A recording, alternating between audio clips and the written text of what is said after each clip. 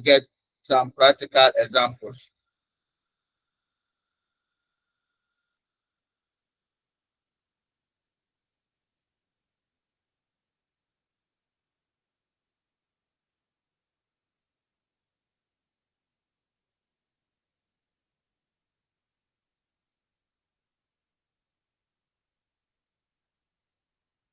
All right, so if you go back, so that is the chain rule.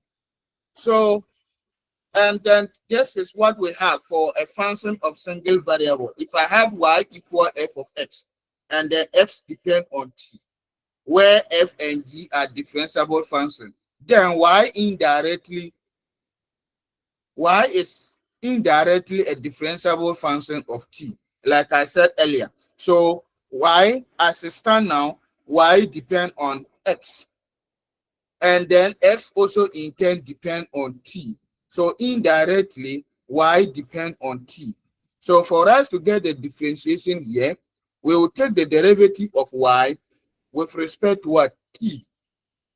And then this y does not depend on t directly. It depends on t through x. So we have dy dx times dx dt. And that is what we call the chain rule of differentiation. So that is for a function of single variable. I think I have explained that one earlier. So if we move on to now define a function of two variables, okay? So if we define a function of two variables, this are z depend on x and y. So, and we realize that again, x depend on t, and then y2 also depend on t. In that case, z also depend on t indirectly. Z depend on t through x and then y. So for us to be able to get that relative change in this dependent variable, then we need to get our dc dt. And how do we obtain that? We have to pass through either x or y. If we are passing through x, then we are holding y constant. So that is why this one is partial. Okay, we are passing to t, and we need to pass to t through x. So we are holding y constant. So we will have del f del x because we are holding y constant. Now from x to t, we are not holding any variable constant. So it's going to be dx dt. Plus, if we choose to go through that of y, then we have del f del y. That means that we are also holding the x variable constant. But from y to t, we are not holding any variable constant. So we are going to get our dy dt. So if we use the chain rule to find the derivative of a function of several variables this way, then we said that is the case one. The case one simple means that the independent variable is just one. Now here, x and y are no longer independent variable because they serve the purpose of both the dependent and the independent variable. So as a result of that, we call x and y the subsidiary variables. And the independent variable here is just one, t. As we move on, we are going to increase this number of independent variables here to either 2 or 3. And in that case, that means that the chain rule will change small. The formula for the chain rule will change small. But for now, let's deal with this one. That z depend on two functions, x and y. And then x and y also in turn depend on t. This means that indirectly, z depend on t. And for us to get that relative change in t in z rather as a result of certain changes in t, we need to apply the case one form of the chain rule. And case one of the chain rule is given by this simple formula. And I think I have explained it into details. Now let's pick a practical example and then we'll go through that. So the first example, we have a function z.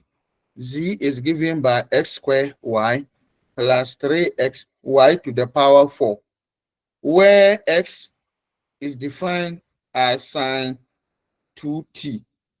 And then y is also defined as cos t.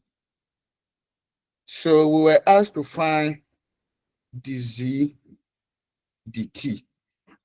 Okay, so we're asked to find dz dt.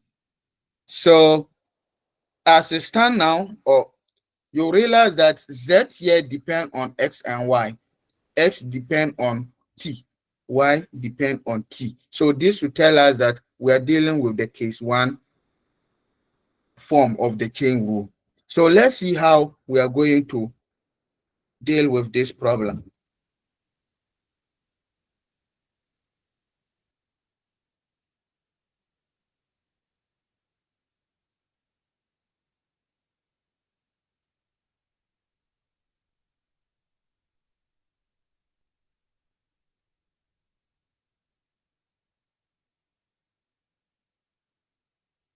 All right, so let's look at it.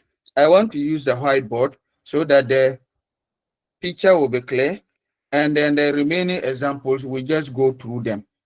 If we are able to work one together, you should be able to work the rest. So here we have a function z. This z is equal to x squared y plus 3x y to the power 4. X is equal to sine 2t. And then y is equal to cos t. So I'm looking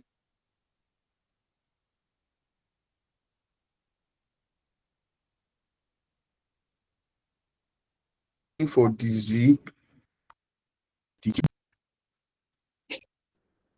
Hello. Let me call you back here. I'm teaching.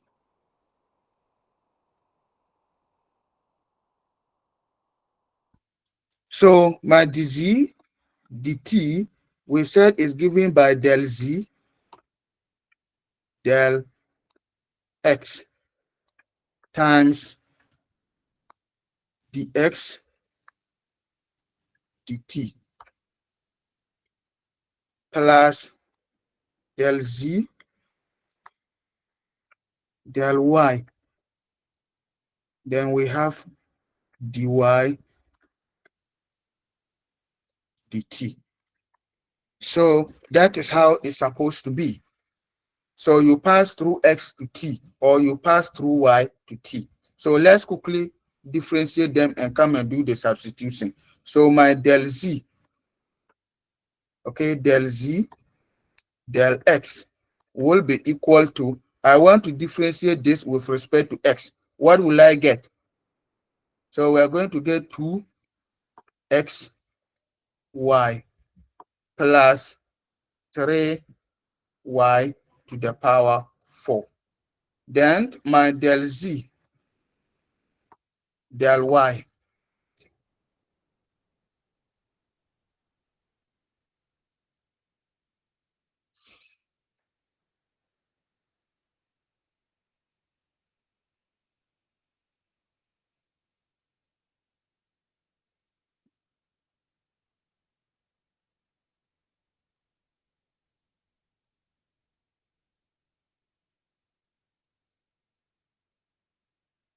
All right, so let's continue.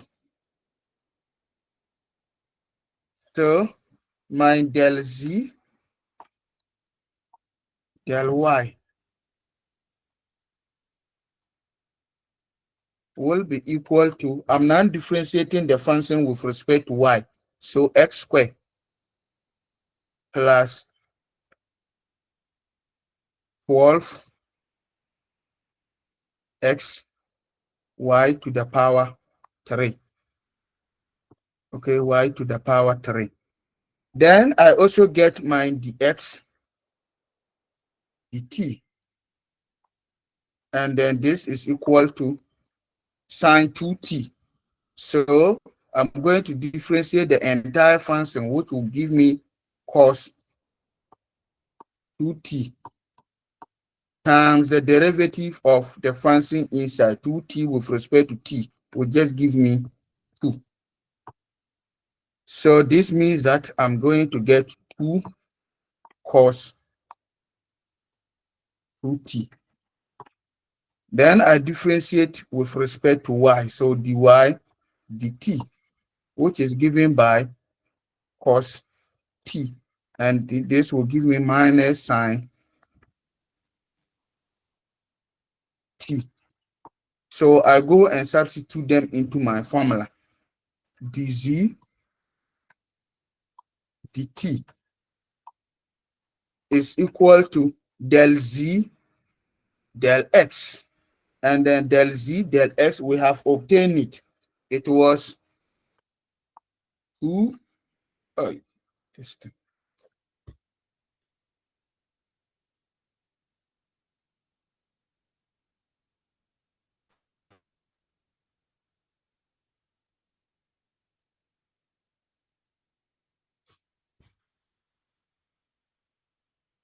All right, so let's try and do the substitution. But that is how we go about it. You get the various Hello, parameters sir. The first. board is not showing. Yes, I'm loading it. So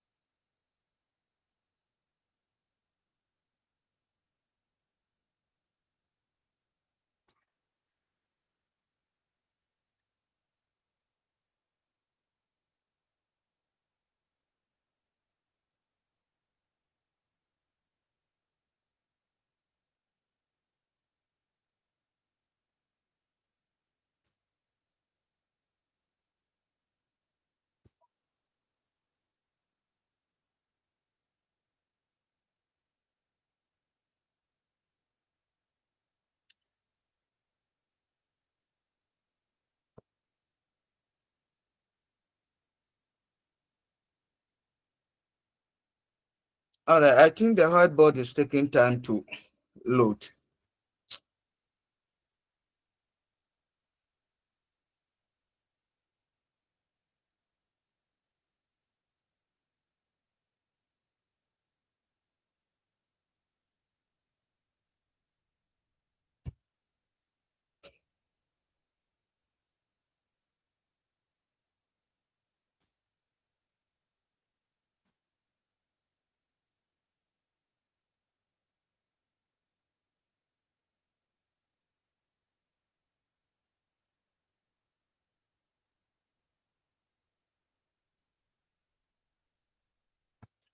All right, so let's try and then wrap up with what we're doing. So now we have differentiated all the terms, and then we need to get the final result, which is dz dt.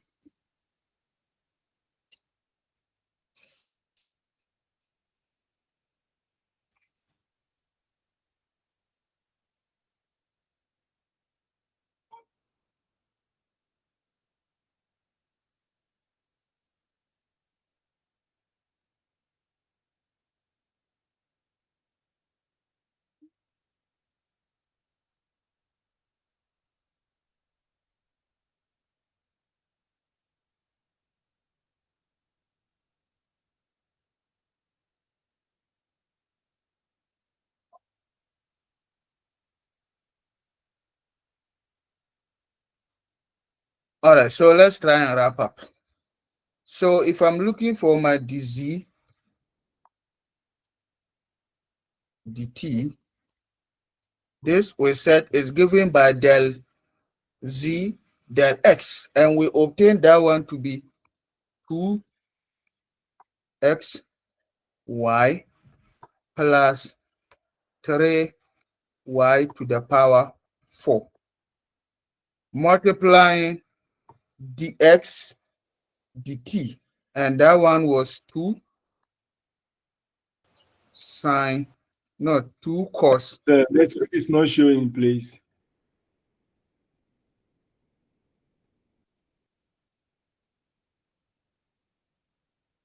So I'm just doing the substitution here. So this is my del z del x times dx dt, which is given by 2 cos 2t, plus the differential for del z del y.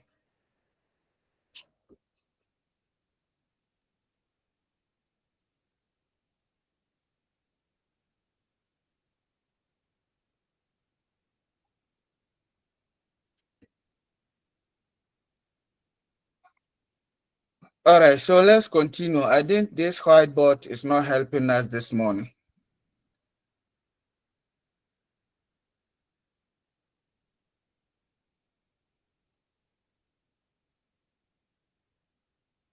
Okay, so but this is what I was trying to do here. So we were given the function, which is z, that depend on x and y, and then x depend on only t, y to depend on t. So if we are looking for del z, I mean dz dt, because the independent variable is going to be 1, there are 2 ways we can reach t. We either go through the x to t, or we go through the y to t. So that is why we have del f, del x, dx dt. That is when we are going through x, plus del f, del y, dy dt, when we are going through that of the y. So in that case, we get the derivative with respect to x. So del x of the function z, which is x squared y plus 3x y to the power 4, then dx dt. So the derivative of sine 2t with respect to t, plus when we want to go through that of y, so we also have del y, then we have x squared y plus 3x y to the power 4, and this is the function z, times the derivative of y with respect to t. So we have d dt cos t. So from here, we differentiate this with respect to x, and I'm going to get 2x, that is for the first term here. Differentiate it with respect to x, and then you hold y constant. You are going to get 2x y. Then you differentiate the second term with respect to x. You are going to get 3y to the power 4. Then you differentiate sine 2t with respect to t. So you differentiate the entire function, you'll get cos 2t times the derivative of the function inside times the derivative of 2t with respect to t, because it's a composite function. And when you differentiate 2t with respect to t, you get 2. So that is why we have 2 outside here. Then we move to the next term. Differentiate with respect to y. So if I differentiate the first term here with respect to y, I'll be left with only x squared, plus the second term we differentiate it with respect to y, and we will obtain 3x y to the power 3. Okay, 12x rather, 12x y to the power 3. Then we differentiate cos t with respect to t. The derivative of cos is minus sine, so we'll get minus sine t.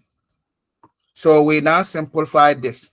2 multiplying 2xy plus 3y to the power 4 cos 2t minus x to the power 2 plus 12xy to the power 3 sine t, and you are done. If you do it and there is possible for you to expand and then simplify it, do it. But as it stands now, we cannot expand and simplify anything here because of the cos 2t and then that of sine t.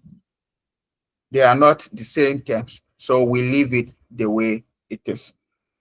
So that is how we go by the function of several variables, the chain rule, how we differentiate the chain rule, or we use the chain rule to get the derivative of a function that depend on two or more independent variables. All right, so let's move forward. Hello, sir. Yes. Please, is it possible, since we are differentiating with respect to t, is it With possible the respect, answer? yes. Yeah. Is it possible? Is it possible we leave the result to in t?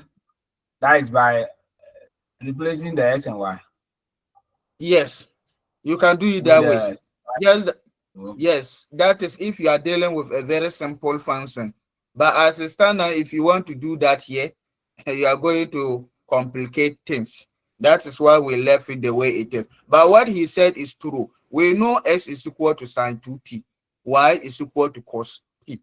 So in the final result, wherever you see x, you put sine 2t there. And wherever you see y, you put your cos t there. If you are able to do it, that is okay, it's correct.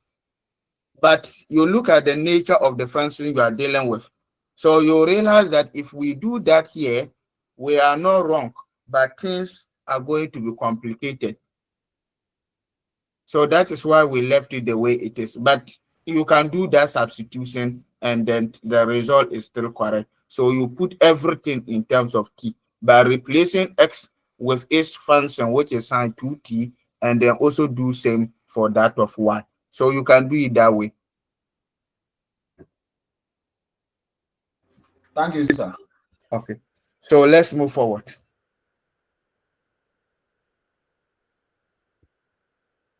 Now the second function. So the second function too, we have z equal xe to the power xy, where x is equal to t squared and then y is equal to e to the power minus 1. We want to find the z dt. So it's still the same thing. We need, this is this case one form of the chain rule. Z depend on x and y. X depend on only t. Y depend on t. So we can find our dz dt. And how do we do that? We said there are two ways you can go through t. Okay, so there are two ways you can go through t. And then, so if there are two ways we can go through t, so we either go through x or we go through y to t. So let's try and see how we can play with this one. I just want to do the differentiation. Then after the substitution, we should all be able to do the substitution. So let's look at it. I'm just trying to see if the whiteboard will allow me to play with this function.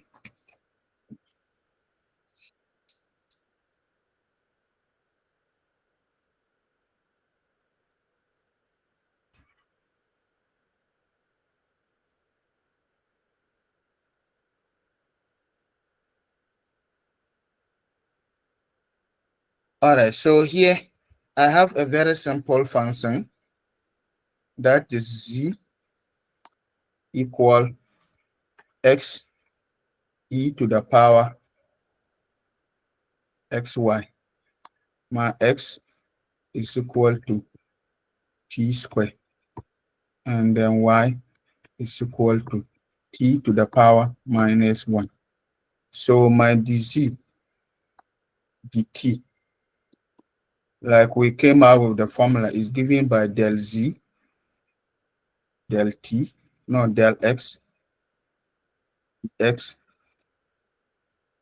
dt plus del z del y, then dy dt. So we do the differentiation and do the substitution. My del z del x, I'm going to apply product rule because there are two functions. So let me keep x and then differentiate with respect to e to the power xy. This will give me x y e to the power xy plus, let me also keep my e to the power xy differentiate with respect to x. So e to the power, if I keep x and differentiate with respect to e to the power xy, so I will be left with y first. Let me clean this. I will be left with y first. So y e to the power xy. Let's analyze it well. First, I maintain this and I differentiated this. I have e to the power xy, differentiate the power with respect to x. That will give me x and y e to the power x. Plus, this time around, I am maintaining e to the power xy and differentiate with respect to x. So I should get only this. This one will not be there. I should get only e to the power x. Yes. So that is how it's supposed to be. I believe my differentiation is right. Then we have del z del y. Follow so that if there is any mistake, we quickly correct it. I'm differentiating with respect to y this time around. So let me maintain my x, differentiate with respect to y. So another x, so x squared e to the power xy plus, let me maintain this time around e to the power xy and then differentiate with respect to what? This one, what I hold earlier. So that one will be 0. So, and then I differentiate my x. Go through the differentiation and then see if they are correct with respect to dt. This will be equal to 2t. And the other one is dy dt, which will be equal to the minus 1 come down, t to the power minus 1, so minus 2. So this is what I'm going to get. So this means that I'm now going to get t negative t is negative t to the power minus 2. So this is what we are going to get. And then we do the substitution. Okay, so if we go to do the substitution, let me do it this way. This my substitution. I'm just doing direct. Del x, del z, del y is given by x, y, okay, plus 1. I'm factorizing the other one out. E to the power xy. Then times 2t. Minus, because of this minus. Then this one, I will get t to the power minus 2. Then x squared, they are multiplying x squared e to the power xy.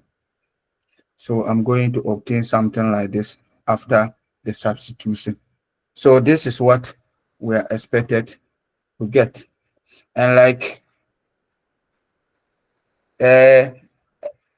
like what we discussed earlier, When you reach this point and you look at the function that you are dealing with, if it's not complex, you replace y and x with their respective values. So here, x is t squared. Wherever you see x, you can put t squared there. And y is my t to the power minus 1. Wherever you see y, you can replace it. If and only if it will not complicate the function that you are dealing with. So you can always do it that way, and then things will be easy for you. But if you realize that substituting it will make the expression very complex, you will not even get meaning out of it. You leave it the way it is. So you leave the final answer in this form. You will still get all the marks. So don't try to substitute it and then you substitute it because of the nature of the function that you are dealing with. It will rather make the analysis very difficult, and then you even end up making mistakes.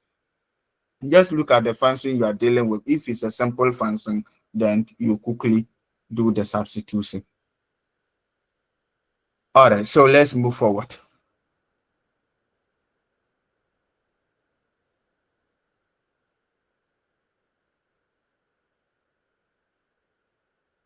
So that is it for chain rule of function of two variables. That means that we can extend this to three variables and the story will still be the same. Okay, so this is what we had as the final result, which is not difficult to do. So we can extend this to a function of three variables. So when you get the slice, you can go through the third example. It follows the same procedure. As we can see here, f of x, y, or f is a function that depends on x and y. And then x depends on t. Y also depends on t. So we want to find the f, the t. Okay, so let's try and see if we can do the differentiation so that the student will do the substitution. I have a function f of xy. So most of the time you'll be able to get this type of questions wrong if and only if you are not able to differentiate well. But if you are able to go through the differentiation, you should be able to do the substitution and get the final answer right. So sine 4t. So I want us to go through the various differentiation so that the substitution we should be able to do the substitution.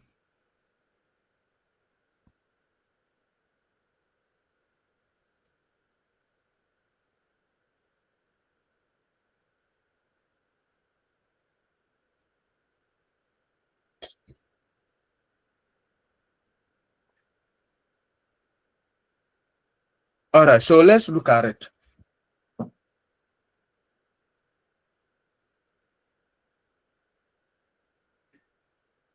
So here, the function we have is f of x. And this is given or defined as x squared y squared plus y cos x.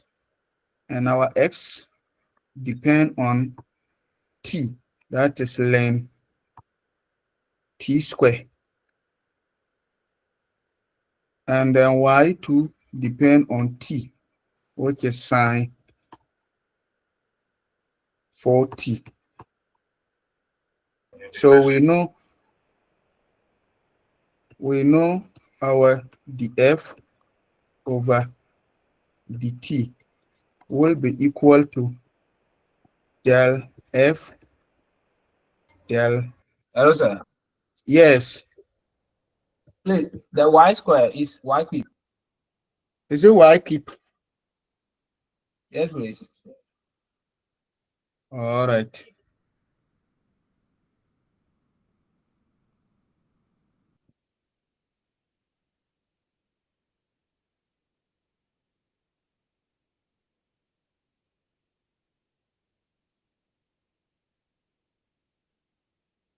All right. So Let's do that correction. The whiteboard even went off. Let's do that correction and do the differentiation. Once your function is wrong, you will get wrong derivatives, and then your results too will be wrong. So we were given that f of xy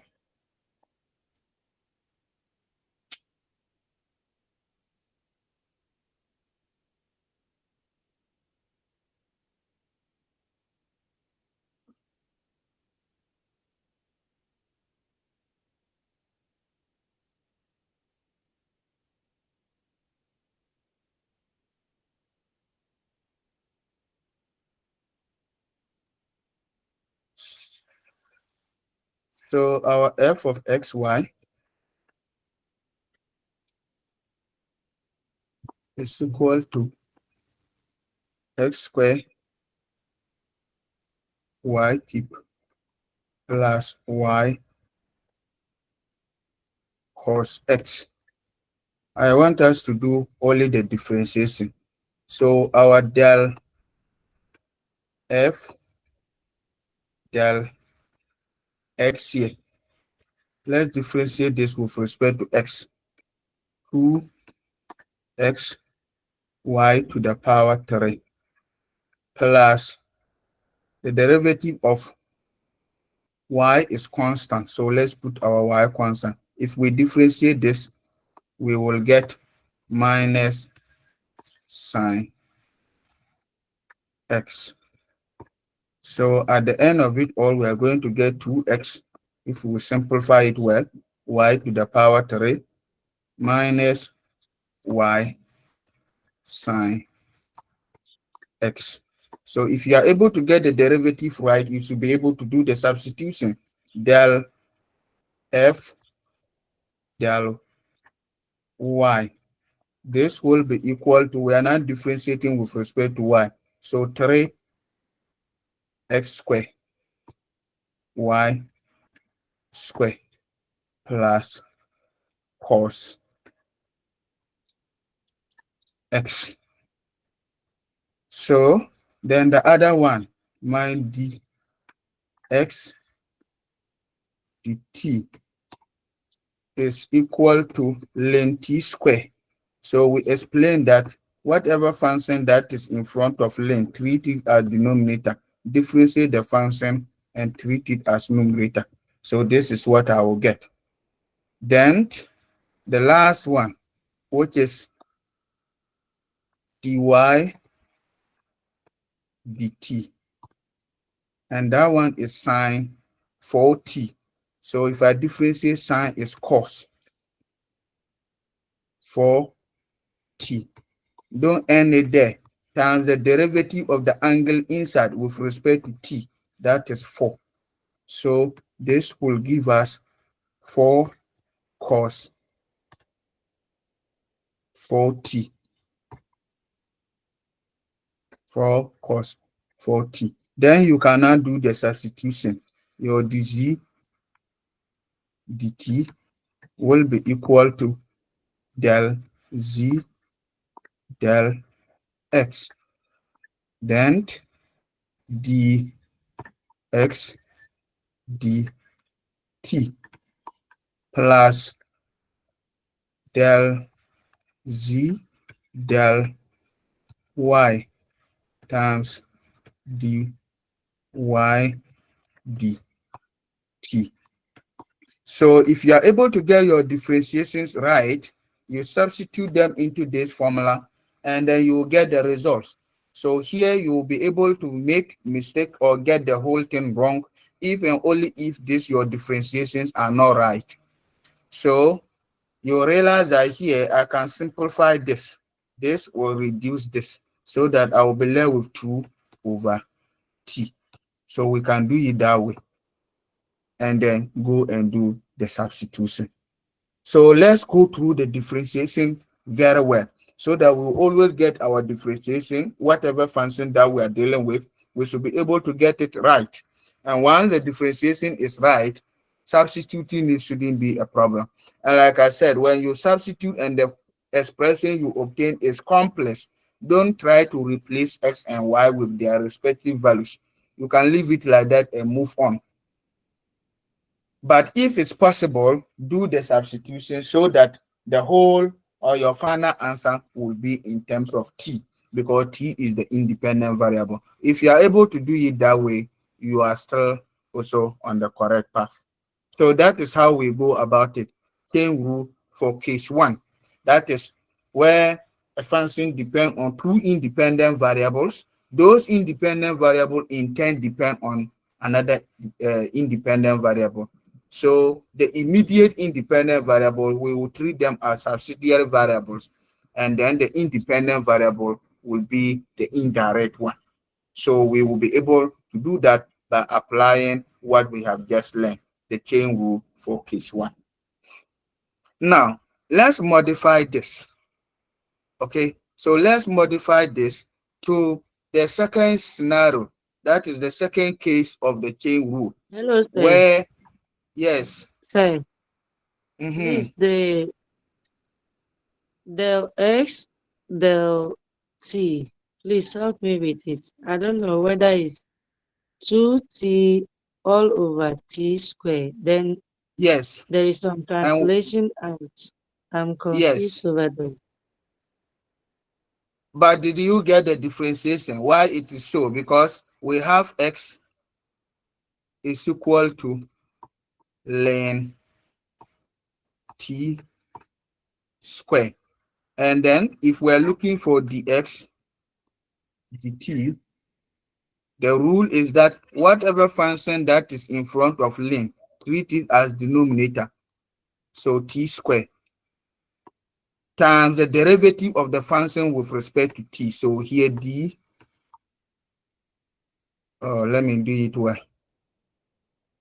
So here the numerator will now be d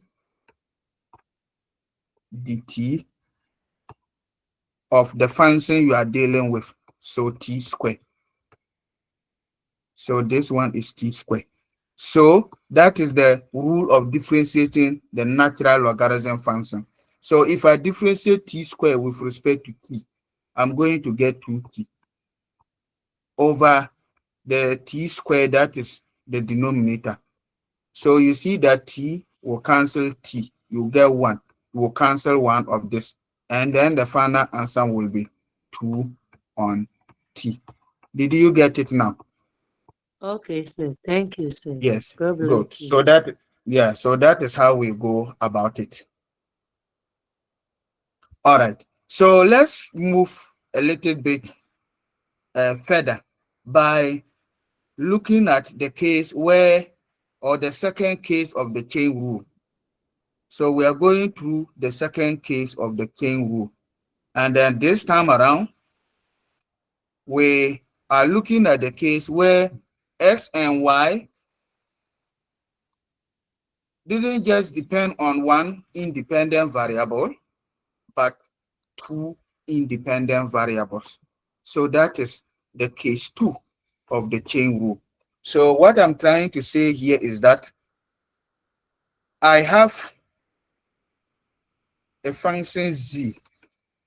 Okay, this z depend on x and y.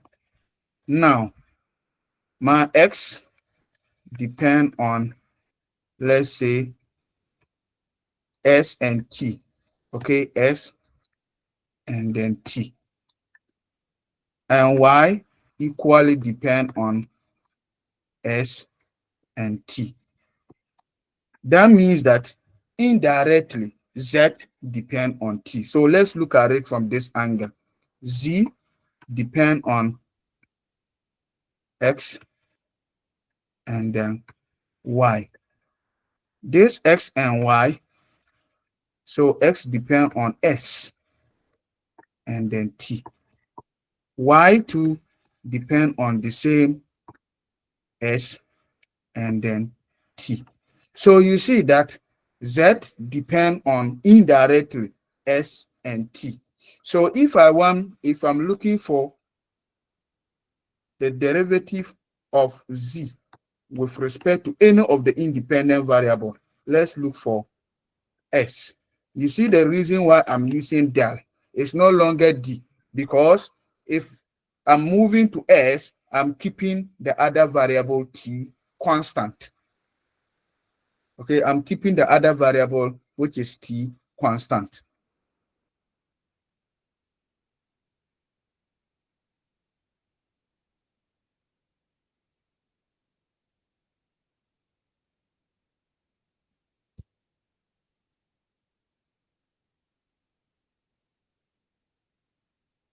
So what I'm trying to say is that here, my z depend on x and y.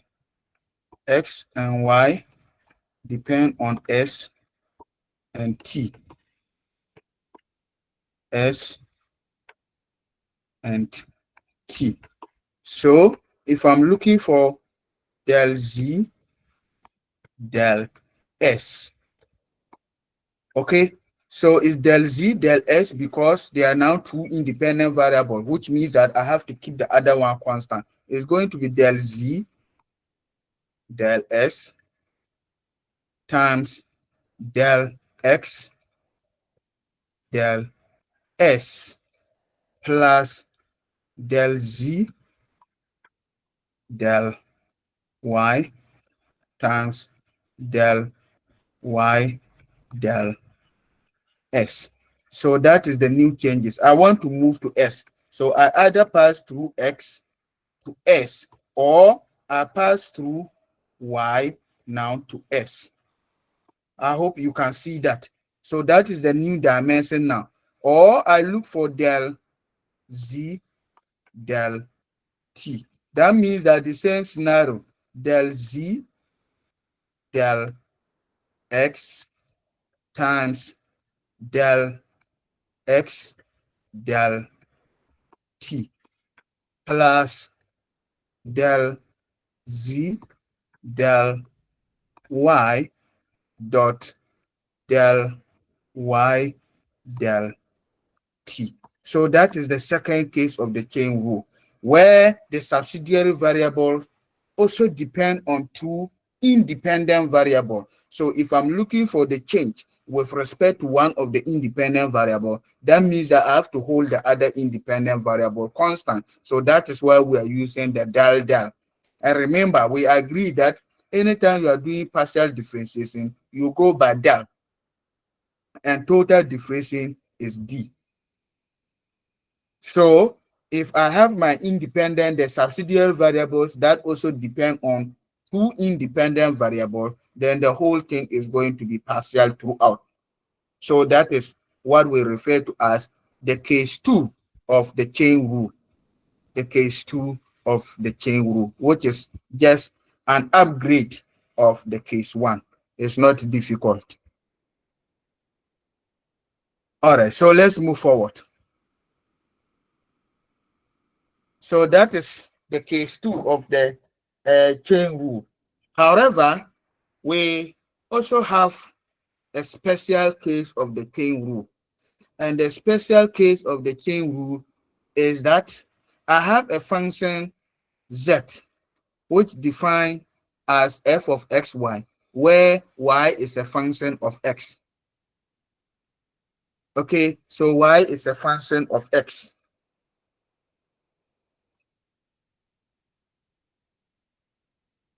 So how do we get the chain rule? So let's go back to the whiteboard and then explain that one too as well. After that, we pick some practical examples and then we move forward.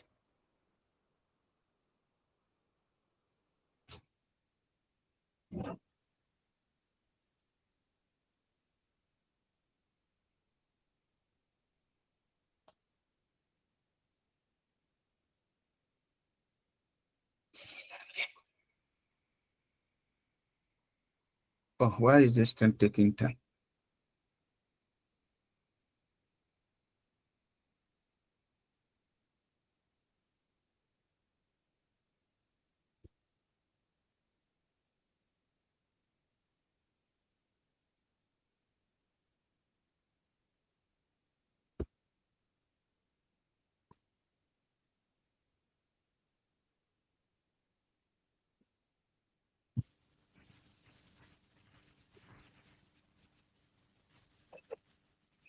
All right, let's move forward. So when it loads, I'll come and explain what I wanted to explain. But this is a special case because y and then x, all of them are independent variables.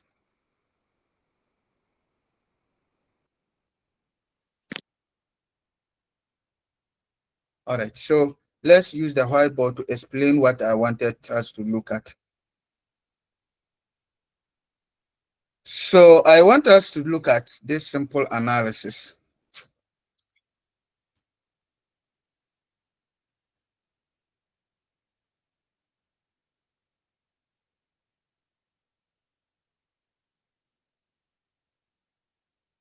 That y, or we have a function z.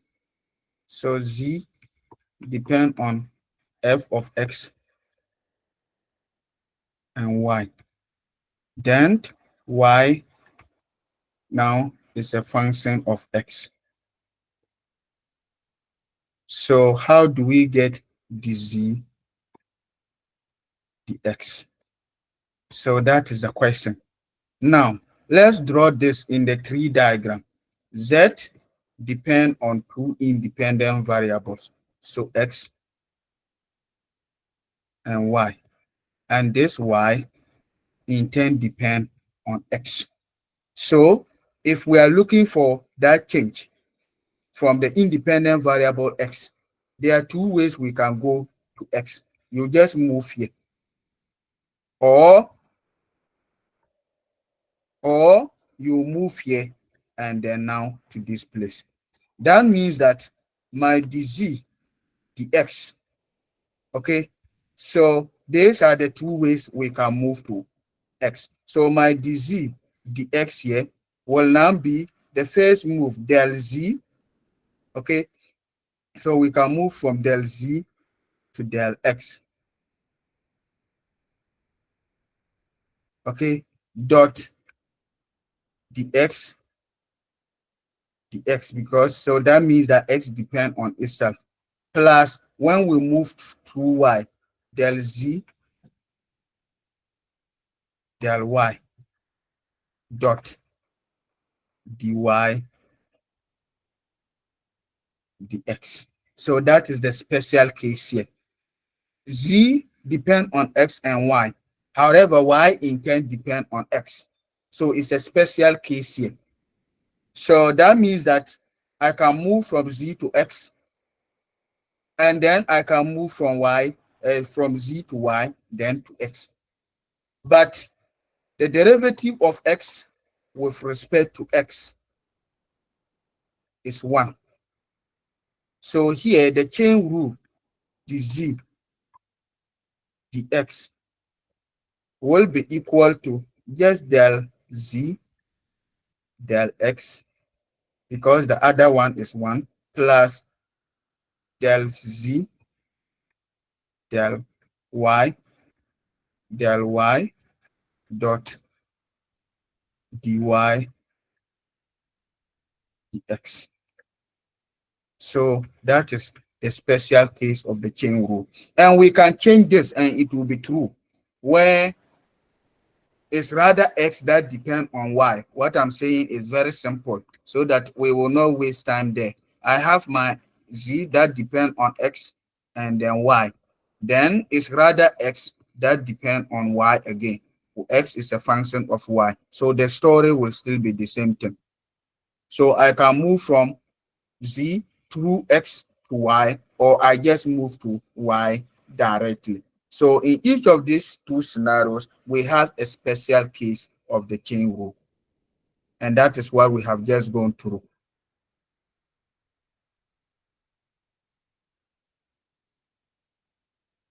All right, so let's move forward. So that is what we have here. So like I said, z depend on x and y, and then y depend on x. So in this case, the chain rule dz dx will become del f del x dx dx plus del f del y dy dx. But like I said earlier, dx dx is 1. Any function, the derivative of x with respect to x will give us 1. So that will reduce the chain rule formula to del f del x plus del f del y dx dy. And I said we can change it so that x will rather be a function of y, and the story will still be the same. Just that there will be a little bit modification in the formula. So if we pick the first example, we are to compute the z dx for z equal x ln xy plus y to the power 3, where y is equal to cos x squared plus cos x squared plus 1. So z is equal to x ln xy plus 3, and then y is equal to cos x squared plus 1. So let's try and see if we can solve this one together so that the rest of the examples we just read through them.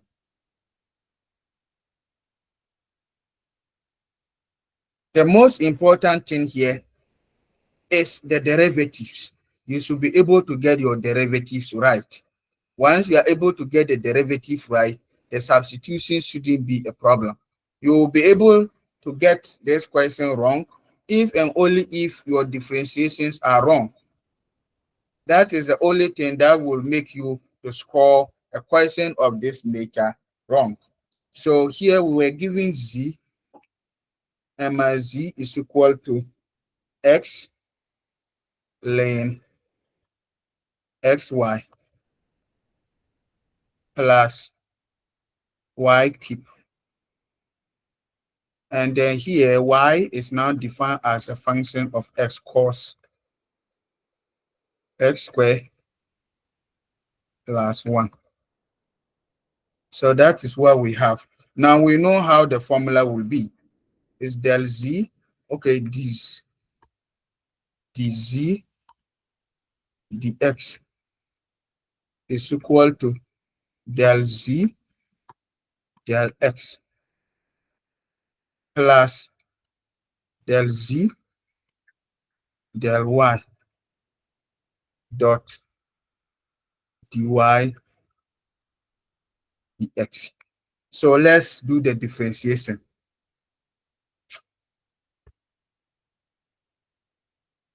So let's do the differentiation.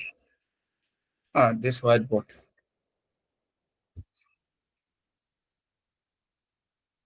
But we should be able to do the differentiation. Okay, so we have x ln xy.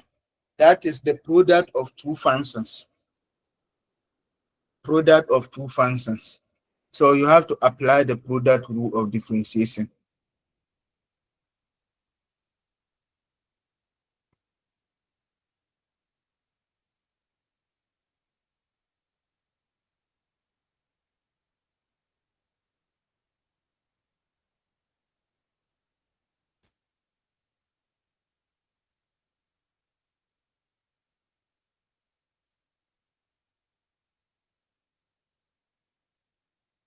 No.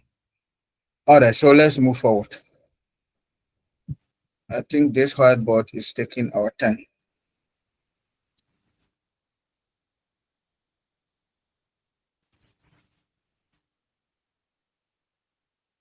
So what I was trying to say is that, so after writing the formula, we do the differentiation. So del z del x of x ln x plus y to the power 3 plus del z del y of the function x ln xy plus y to the power 3 dy dx of cos x squared plus 1.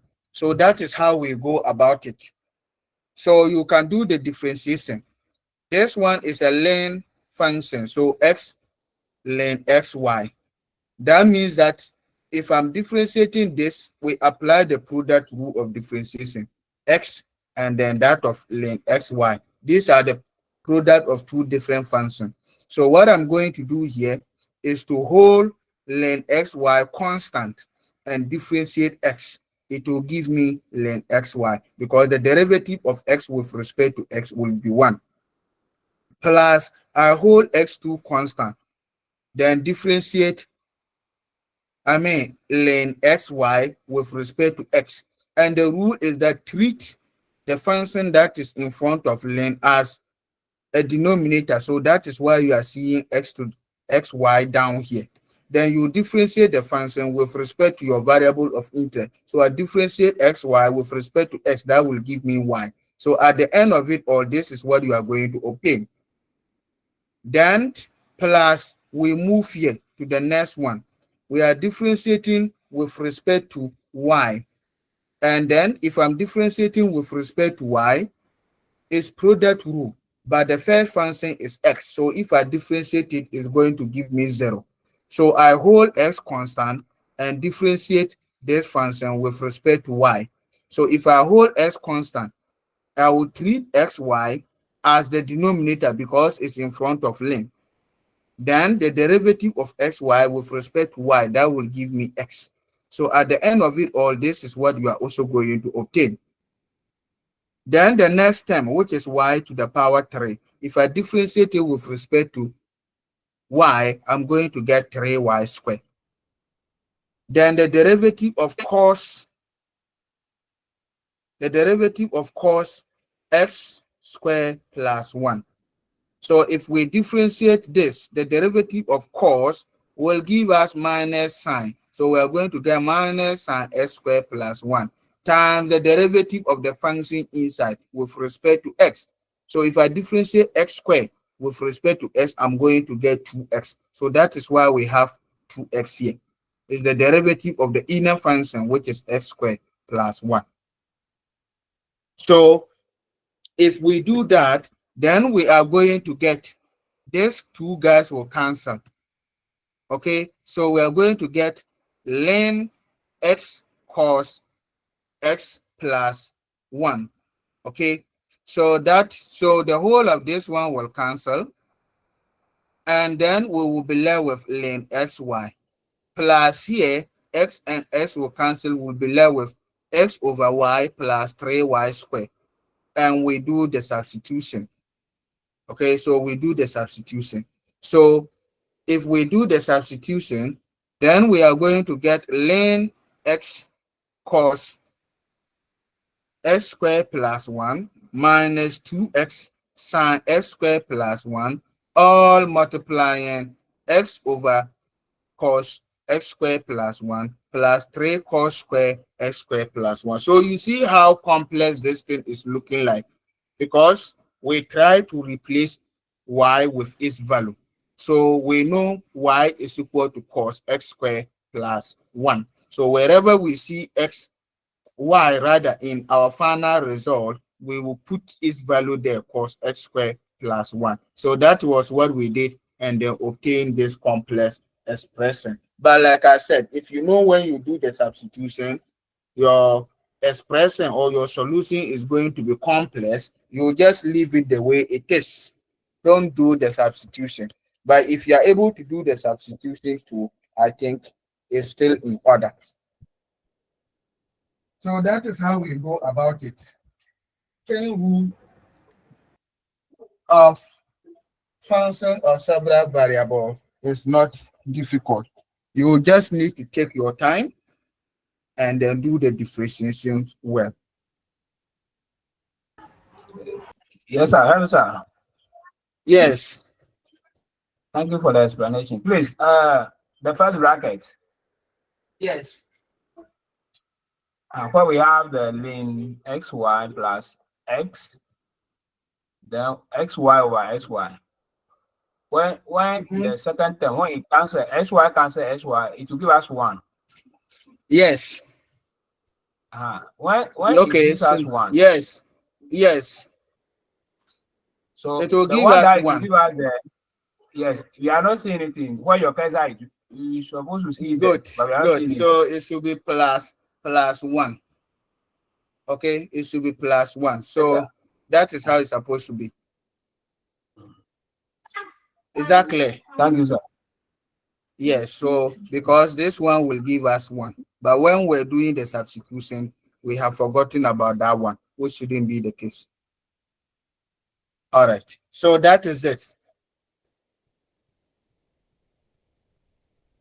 Good. So let's move forward.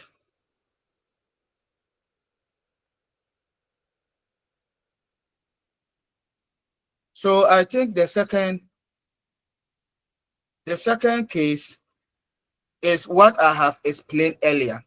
This time around, we have the subsidiary variables, that is x and y, also depending on two independent variables, which is s and t. Y2 also depend on S and T. So what it means is that Z indirectly also depend on what? S and T. And then we can find del Z, del S, and del Z, del T. The reason is that if I'm finding the derivative or the relative change with respect to the independent variable S, it means that I'm holding T constant. So that is why we are using del here. And I've been warning you, know where and when to use each of these notation. If you are supposed to use D, if you go and use del, that means that you are trying to say that you are doing partial differentiation and you will be marked wrong. If you are supposed to use del and you go and use D, it also implies that you are trying to use total or to do total differentiation. Meanwhile, that particular scenario, you are supposed to go through partial differentiation, and the two are not the same. So you end up having the idea and even getting the answer right, but because you use the wrong notation, you will be marked down. So let's learn when and how and where to use each of these notations. It's very, very important. So here we will have del Z, del T, because we are holding the S independent variable constant. And the second scenario, we will still have del Z, del S, because we are also holding the second independent variable, which is T, constant. So let's take note of that. And then if you are able to get the formula right, the other thing you need to get right again is your differentiation. You should be able to differentiate and then obtain the right results. So let's take a look at this example. In this particular Hello, sir. example, Sir, yes, Doc, does yes, that mean that the F and the Z can be interchangeable? Because in some cases they use Z, some cases they use the F. So I don't know. yes, because of the way we define the function. You see that here, Z is equal to f of xy. But there are some instances, let's go back small. Good. So you see that in this particular function, we just have f of xy. So our function is f of xy. So depending on how you define your function will tell you which of them to use. So if you have defined your function in terms of z, then you will have del z and then the other parameter, the other variable. But if you define your function to as a function of f, then you also have your del f or df. So before you use any of this, look at the definition of the function. Is it in terms of z or is just a function of f? Then you will be able to use the correct the correct notation. So each of these notation depend on the way you have defined your function. Madam, is that clear? Yes, sir. Thank you, sir. Good, good. So let's move forward. So that is it. So when you get the questions, they are going to be simple questions. Don't just be in a hurry to answer them and go. Take your time and then look at the question. Each of the question, what am I looking for? So that is it. And that is the case 2 of the chain rule. So if we have a function of this form, so you realize that here we have defined our function and it's in terms of what? Z. So z is equal to e to the power x sine y, where x is equal to s t squared and y is equal to s squared t. So you realize that here z depend on x and y, x depend on s and t, y2 depend on s and t. So once these are two independent variables, what it means is that z depend indirectly on also s and t. And then that should give us the case 2 of the chain rule. The case 2 of the chain rule. So the first one, we're asked to find del z, del s. That means that we are going to hold the second independent variable, which is t, constant. And the formula is given by del z, del s. I think I have explained this on the whiteboard. I want to move to s. There are two ways I can do that. I either pass through x to s, or I pass through y to s. So you add their result, and then that is all. So we are going to get del z, del x, del x, del s, plus del z, del y, del y, del s.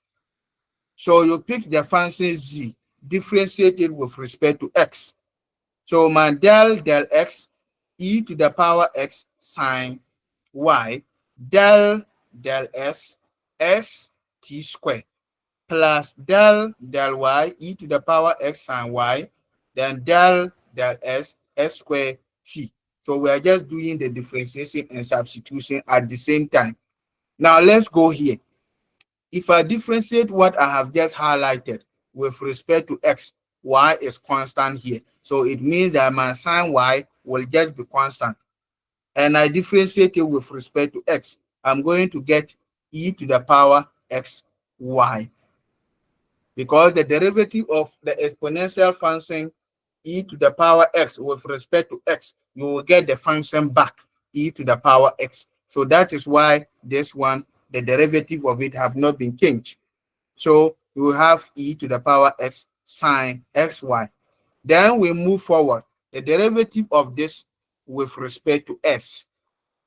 If I differentiate x t squared, t here is constant. But if I differentiate s with respect to s, the answer is 1. So I will be left with t squared. Plus, we are now here.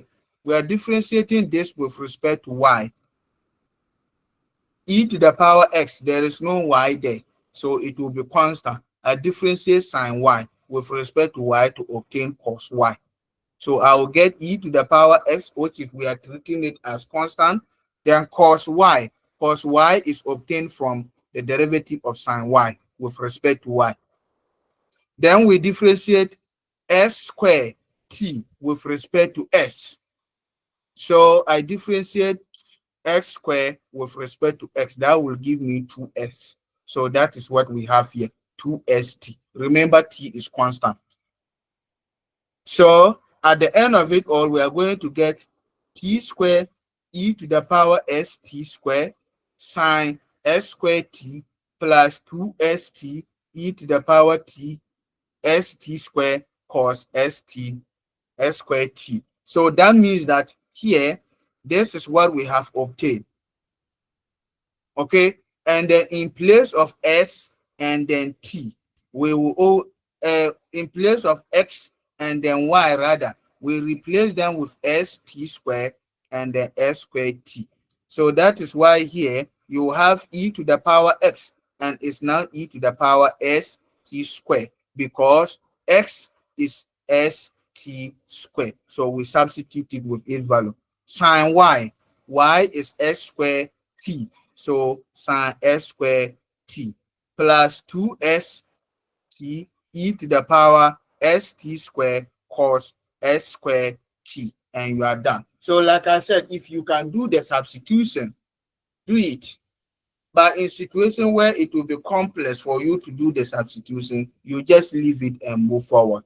So let's take note of that. Chain rule of differentiation is not difficult. You have to take your time and make sure that your differentiation are right, and then you do the substitution.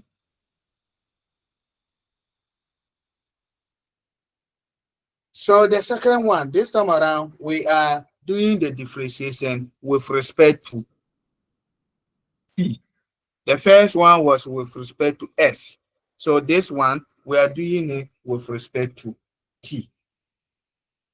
So if we are doing the differentiation with respect to t, then we are going to get del x or del z del x, del t, plus del z del y, del t.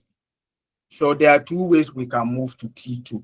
We move through x to t, or we move through y to t. So in each of the case, you should be able to do the differentiation and then do the substitution. And that is exactly what we have here.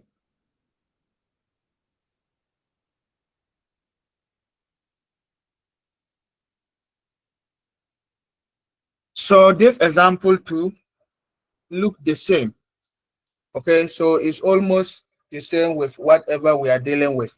So we have our function z.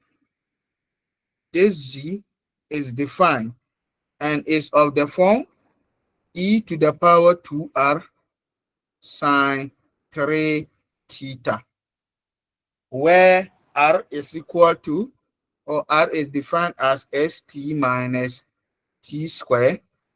Then theta is also defined as the square root of s squared plus t squared. So what I want us to do now is to go through the differentiation, because most of the time students have challenges with this type of question because of the differentiation. And like I always said, this is the formula. But if your differentiations are wrong and you substitute, you will get a wrong answer. So let's try and see if we can go through the differentiation together.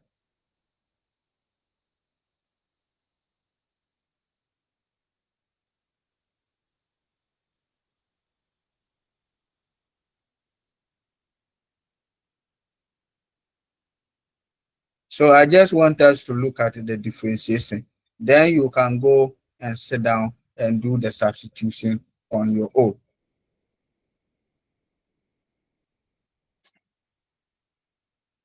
All right, so let's go through the differentiation. So I have z, this is equal to e to the power 2r.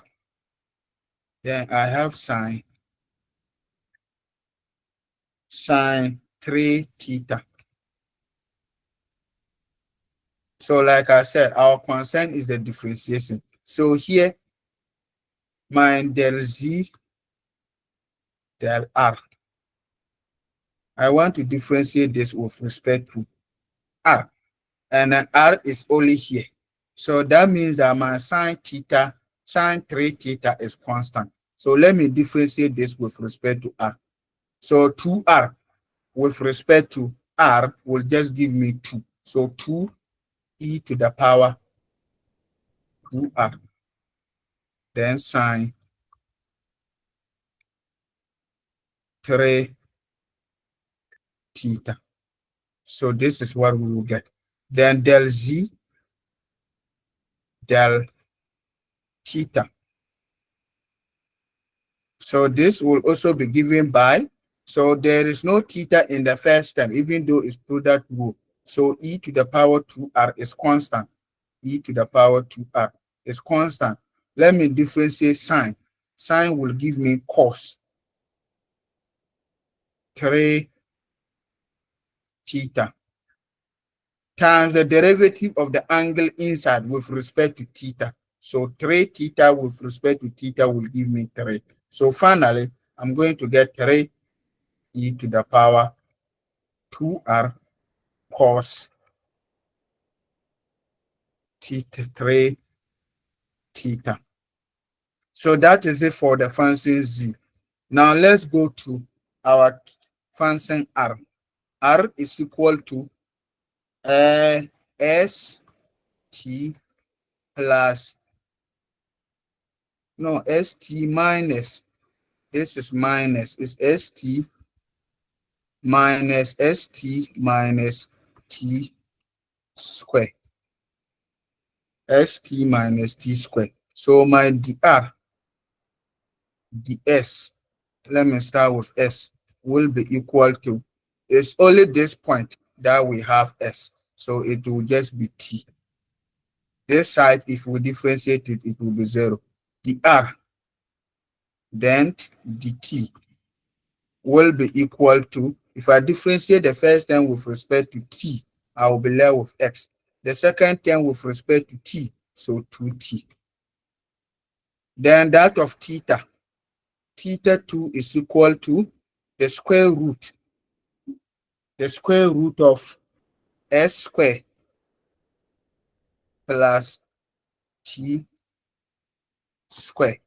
So I can write theta as bracket open s square plus t square all to the power half. So to be on the safer side, do it that way. Now, if I'm looking for the theta over the s, I need to differentiate the entire function. So 1 over 2 bracket open s square plus t square all to the power half. Half minus 1 is minus half, minus half. You have not finished. Times the derivative of the term inside with respect to x, so 2x. Okay, so my d theta, dx, will be equal to this 2 will cancel the 2 here. So I will be left with s multiplying s square plus t square all to the power minus half, minus half. Now, we also know that this minus half, we can use laws of indices to obtain s over s square plus t square all to the power positive half. And if you want, you change the positive half to the square root. So that will be the other derivative of theta with respect to what? S. Okay, so theta with respect to s. So let me clean this so that I will get space to do the other differentiation, and that will answer. So let's also look for the theta over dt, and it's going to be the same thing. So we differentiate the entire function half of s square plus t square raised to the power half minus 1 is minus Sir, minus half. Yes, the notation you have been using, are using D instead of delta. we are Or using what? the notation you are using, we are Uh-huh. doing partial differentiation. So I think the Good. D should be delta. It should Say, be it should be del. It should be del. Yeah, you are right. It should be del. So that is why I'm telling you that you should be careful. This one is del, it's not D. So assuming this is exams, then I have started scoring 0 like that because you are using the wrong notation. So make sure that you are doing the right thing. So this one too is del, del, del, del. Good. So the same applies to this. So this one is del theta. Then we have del t. And then we move forward. All right, so we are almost done. Let's continue and wrap up. Times the derivative of the term that is inside with respect to t. So that will give us 2t. Okay, so if we move further, this 2 will cancel the 2 here. So I will be left with x square plus t square all to the power minus 1 on 2 dot t. So we can wrap up. Okay, so we can finish this up with the final simplification that del theta over del t is equal to t over loss of indices, the square root of s square plus t square. So when you obtain these derivatives, you just put down the formula, do your substitution, and move forward. So that is how it's supposed to be. So let's take our time and then always do the differentiation right The moment you are able to get your differentiation right, then that is all. And be careful with the notation. So you realize I was supposed to use del, but I was using d. That is the wrong notation. D simple means total differentiation. Del means partial differentiation. The two are not the same. So let us always be careful. So when you get this, you put them into the various formulas and then do your substitution if it's possible. If not, you just leave what you have obtained and move forward.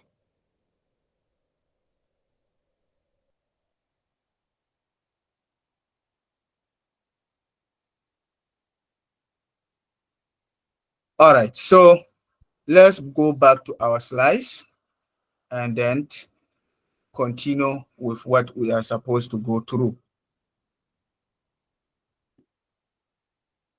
So that is it. So like we have gone through the differentiation, and then once you get your differentiation right and you come here, you should be able to do the substitution. So this is what we have. We differentiated this with respect to r. You will get 2e to the power 2r sine 3 theta multiplying the t plus 3 e to the power 2r cos 3 theta, also multiplying s 2s over 2 the square root of s squared plus t squared. So, but when we reach here, we cancel the 2 and the 2 here. And then after that, you do your simplification to obtain this. So when we are done, I will send you the slides so that you will go through them and then check and see if these results are correct. But that is how you go about it. The formula, you should be able to drive it. If you are confused, just go and put the tree diagram.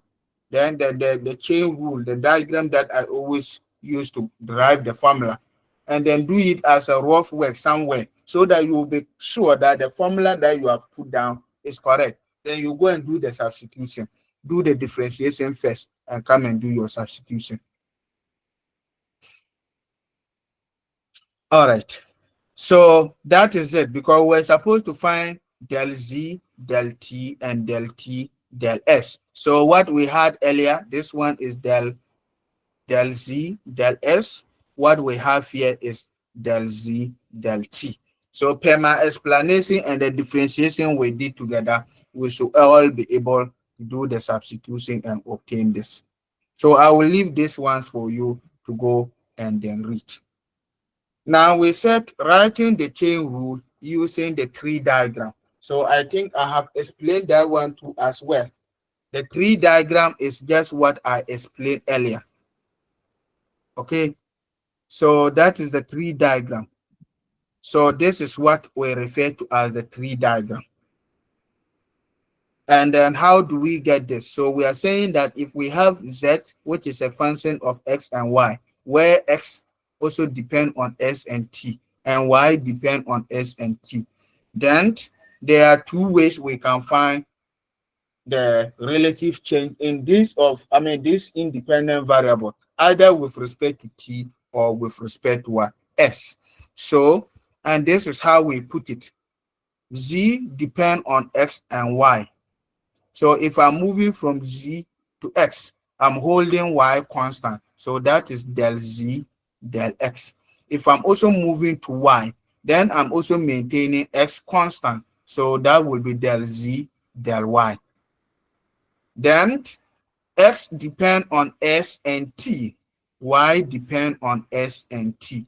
So the movement from s to s is del x, del s, because we are holding t constant. And the movement from x to t will be del x, del t, because we are also holding s constant. Then you move to y. The movement from y to s is also del y, del s. And the movement from y to t is del y, del t. Now, if I'm moving, if I'm looking for the relative change in z, which is the dependent variable, as a result of some changes in each of the independent variable, either s or t. Now let's look at the changes in Z as a result of certain changes in what? S. So you see that change, if I'm moving from Z to S, there are two routes I can use. I move from Z to X, then from X to S, or I move from Z to Y, okay, then from Y I move to S. So you add these two routes. The same thing will happen if you are moving from Z to T. You move to X first, then from X you continue to T, or you move from Z to Y, and then from Y to that of what? T. So you add these two rules to, and you obtain the formula. So in end of semester exam or even in your quiz, if you can't remember the formula, just put the tree diagram as rough work, drag the formula and use it. Even if you have written the formula, still use this approach to confirm that your formula you have obtained is right. You do the differentiation and do the substitution. If your formula is wrong, you substitute and get 0. If your formula is right and your differentiations are wrong, you substitute and you still get 0. So let's take note of that. So that will give us these formulas. So del Z, del X will be equal to del Z to del X. It means I'm passing through the X route, then del X, del S, plus when we decide to pass through the Y route, del Z, del Y, dy, dx. So these are the various ways or the two routes that we can use to reach S. And the same will happen to that of what? The T. So we have just came out with that of S, but we have, when we're doing it together using the whiteboard, we have written that of what? The T2 as well. So you move from Z to T, okay, to X, then X to T. Or you move from Z to Y, then Y to T. So if we extend it to 3 variables, the story will not change.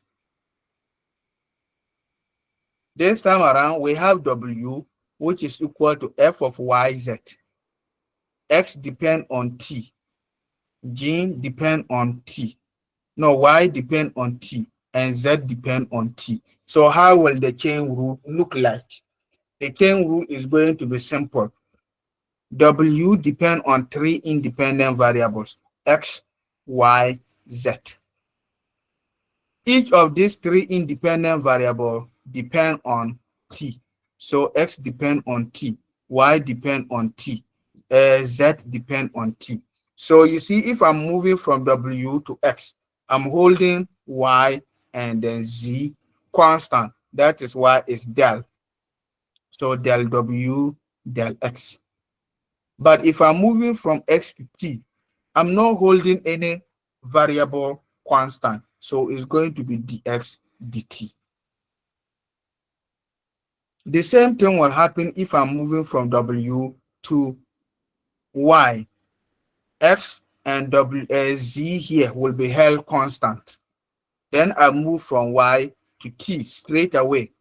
I'm not holding anything constant. So the chain rule is going to be when we pass through X to T, or when we pass through W to T, or when we pass through W to Z. So there are 3 different rules that we can use to get to our destination T. We pass through X, so del Z, del X, dx, dt, plus del W, del Y, dy, dt, plus del W, del Z, del dz, dt. Because we are not holding any independent variable constant, that is why it dz, dt. Let's take note of that. But assuming we now have S and T, then we will also have del S, del T, del Y, del T, and then del Z, del T.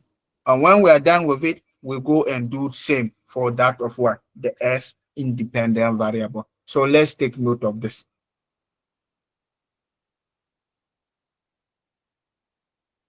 Let's move forward. So we now came out with the general chain rule.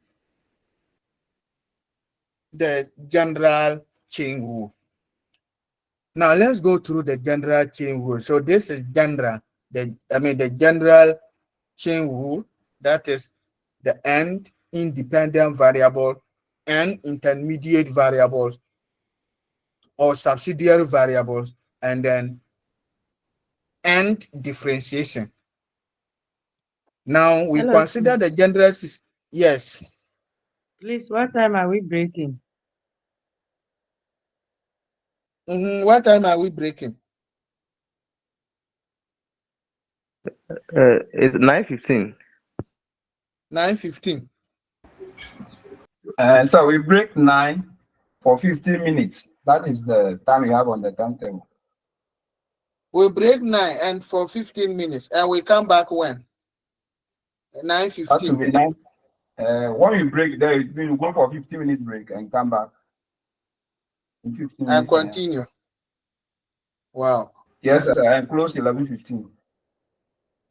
Is it 11 o'clock or 11:15? 11:15. 11:15, Okay. It's sir. 4 hours class. Okay. So are we embarking on the break or we should continue? All right, I'm so let's thinking go. when you Let's finish, Yeah, let's you embark with and this take one, our then you breakfast. Okay. So now it's 9:05. So if we go on 15 minutes break, we are converging 9:20. Is that the case? Yes, sir. Yes, sir. Yes, sir. Good, good.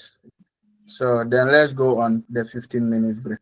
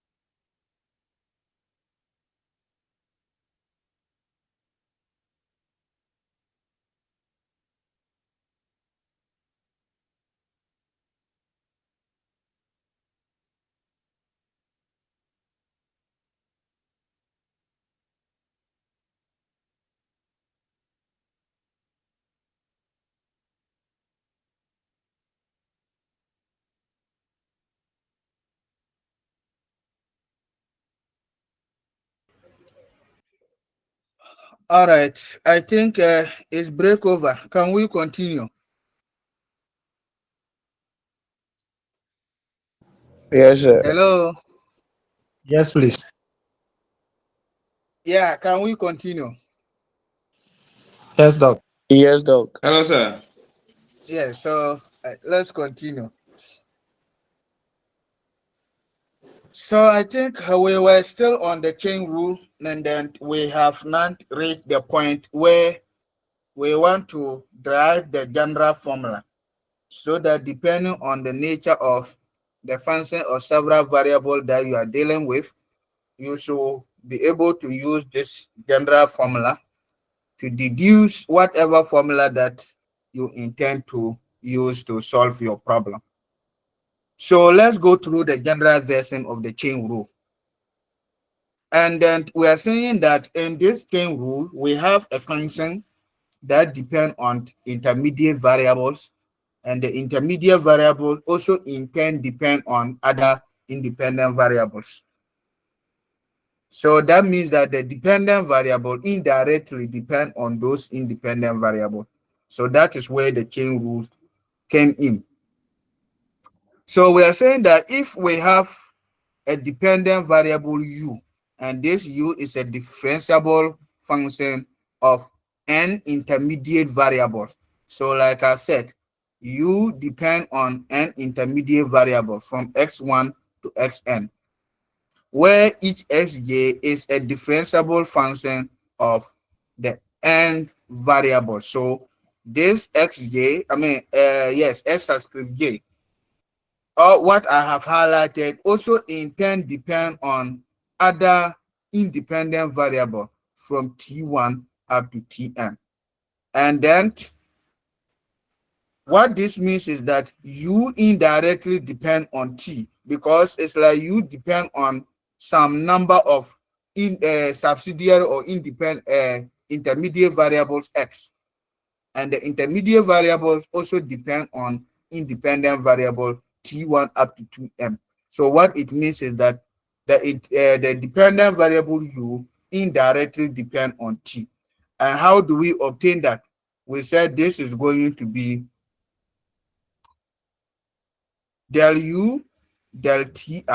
This will be equal to du dx1 plus dx1 del Ti. So all of them are there in that order because there are a number of them here. T1, T2, T3, up to Tm. There are a number of independent variables. So that is why we are using that. So this is the general form of the chain rule. If there are 3 independent variables, you know what to do. If there are 2 independent variables, you know what to do. So that is the general version of the chain rule, which is not difficult. Now let's look at one example here. We have a function u that depend on x, y, z. X depend on s, r, s, and t. Y depend on r, s, and t. And z equally depend on r, s, and t. We want to find the value of del u, del s, and evaluate it at the point. So let's write this one down so that we can do it together.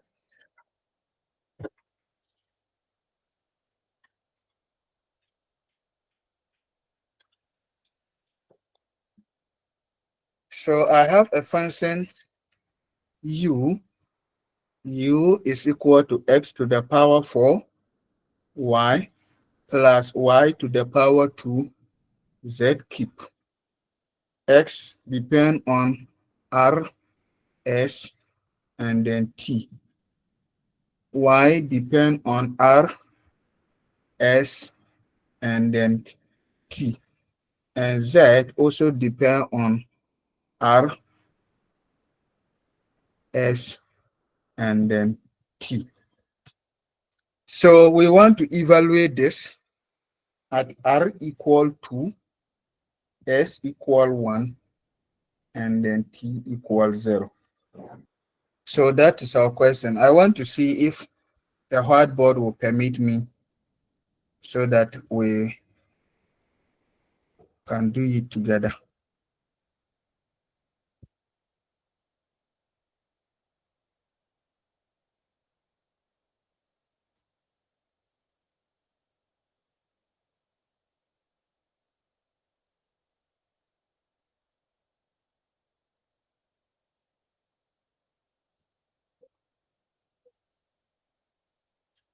All right, so this is what we have. Let's see if we can do this one together using our whiteboard. So from here, let's do the general analysis. I have a function u. U depend on 3 variables. That is x, y, z. X again depend on 3 variables. So R, S, T. Y on the other side depend on 3 variables. The same R, S, and T. Z on the other side also depend on these same 3 variables. So we have R, S, and then T. So how will the chain rule look like? If we are looking for, if you look at the question, we were asked to find del U, del X. Okay, del U, del X, del U, del X. So I want to go to X. There are 3 ways I can go to S. Through X to S, through Y to X, and through Z to X. So let's go. Del Z, okay, del U rather, over del X, then del X, del S, plus del U, del Y, del Y, del X. Then plus del U, del Z, del Z, del S. So that is my formula. So let's take note of the formula. Sure. Yes. Del Y over del S, not X.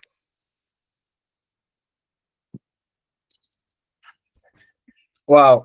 So do the correction. The whiteboard cell have even vanished.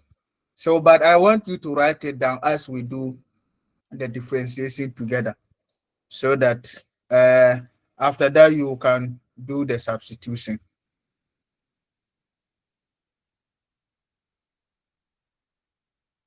All right, so he was saying that we made a mistake somewhere in our previous example, but what we are looking for is del U, del X. I have written it earlier.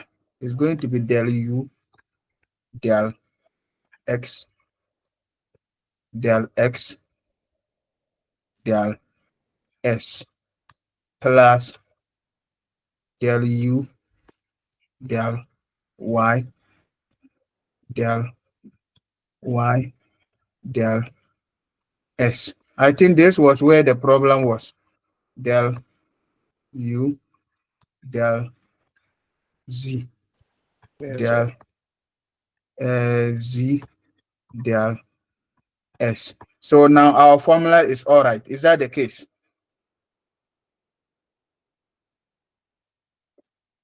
Good. So let's get the function and do the Yes, sir. differentiations.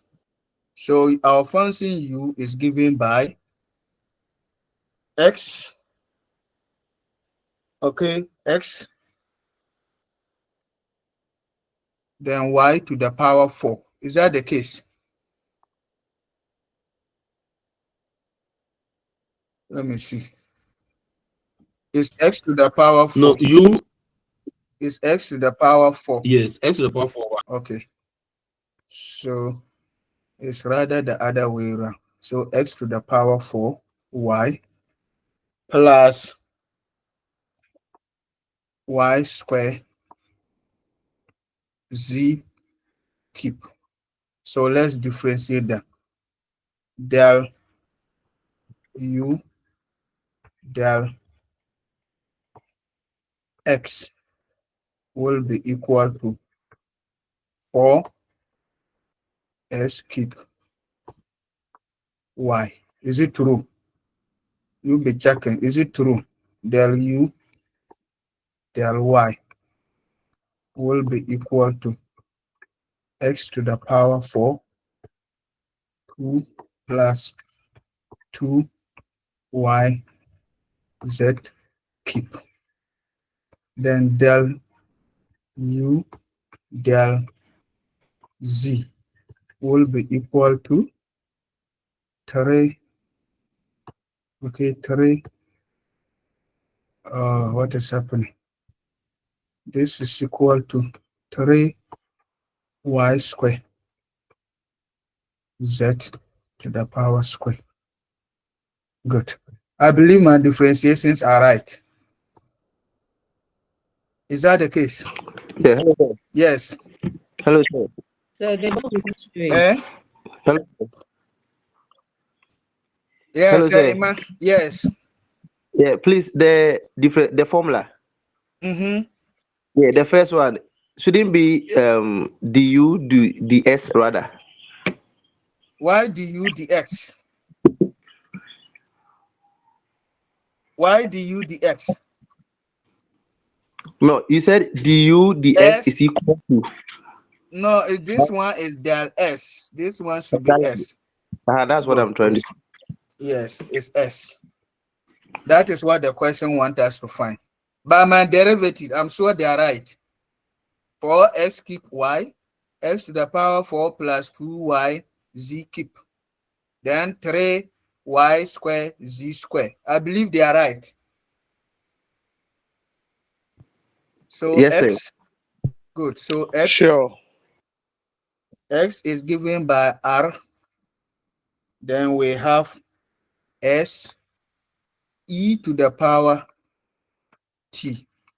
We are looking for dx, del x, del x,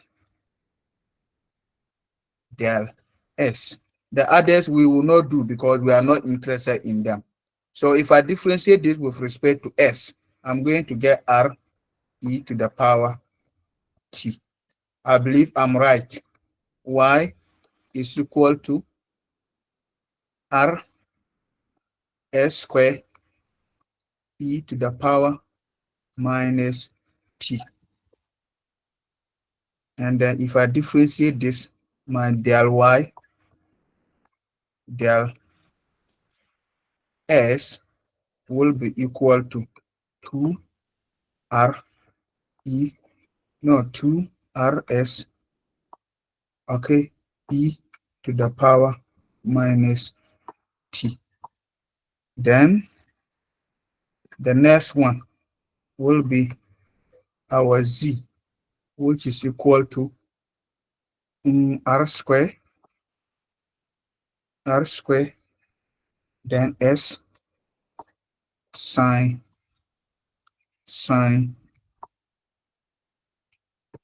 t. So my del z again, del s will be equal to r square sine t, or else sine t. So we are interested in this. Then the other one, so let's quickly get them right. Where the whiteboard can go off at any time. And then this one. So we can now go and do our substitution. So let me clean here and then do the substitution straightforward. So, but you should write them down so that when we are substituting and the whiteboard go off, we can still get them back and continue. So if I'm now looking for my del u del s, so let me do the substitution direct. Del u del x, somebody should give me the value. Those who wrote it down, that is what I just erased. Please,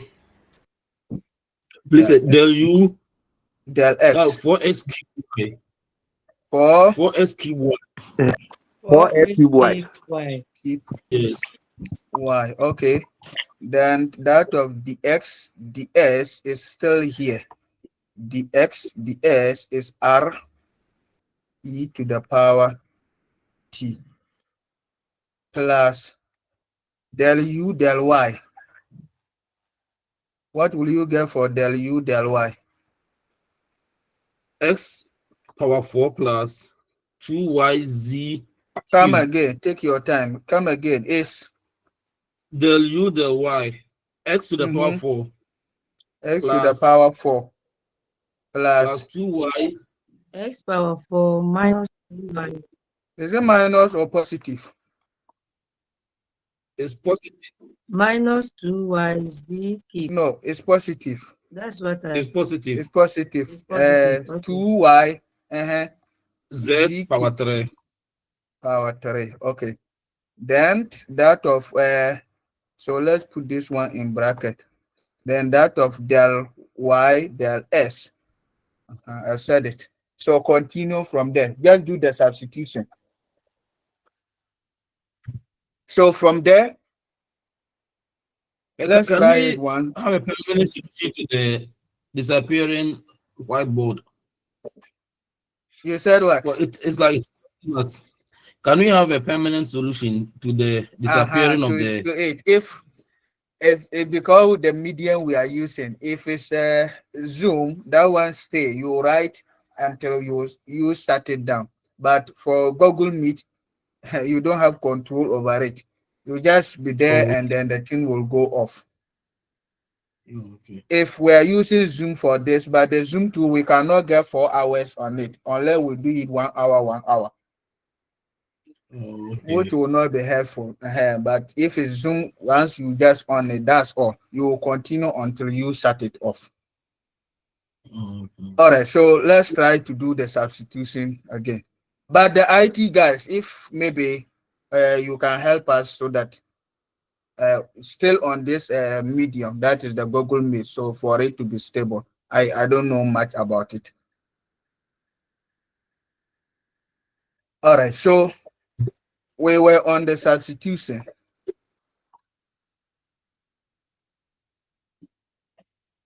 This thing is big. So let's continue from where we stopped. We had, I think, x to the power. The first one, what did we obtain?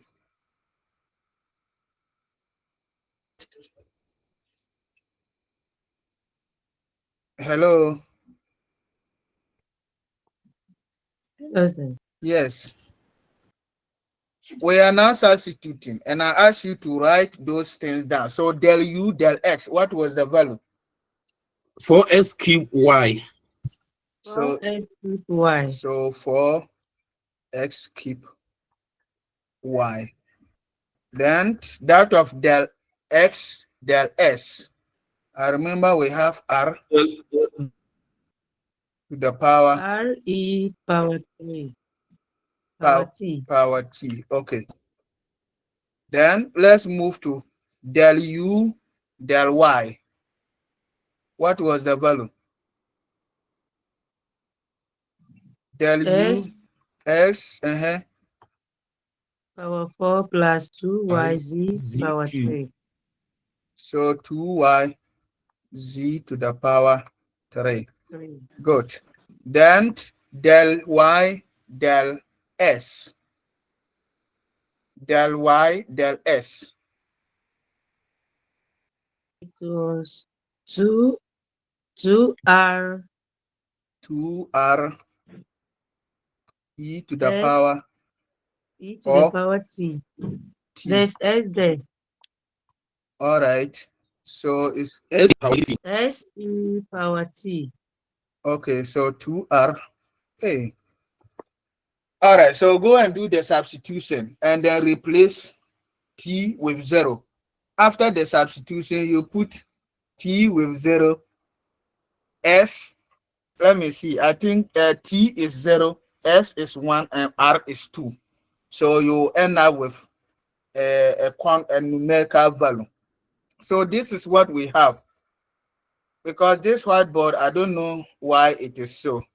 It will just be there and the thing will run away. But Zoom, it doesn't do that way. You can write, we can even have the whole lesson on that one instead of going to the slides. So that is what I was saying. So this del U del S, this is the formula. I think we had the formula right. Then we also did the differentiation. So with the differentiation, we had our 4x keep y r e to the power t plus, this was where we go to, and then the whiteboard went off, x to the power 4 plus 2y z keep, and del y del s is 2r s e to the power minus t, plus we differentiated that of del u del z, and we had 3y squared z squared, and then del z del s was r squared sine t. So from here, after the substitution, this is what we are going to obtain.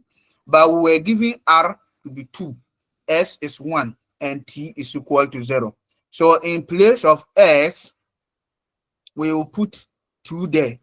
In place of r, rather, in place of s, we'll put 1 there. In place of t, we'll put 0 there. But before you do that, you make sure that all the terms are in s, r, and then t. So what I'm trying to say is that here we will replace x with its value. X is r s e to the power t. So we pick this one and then come and substitute it here.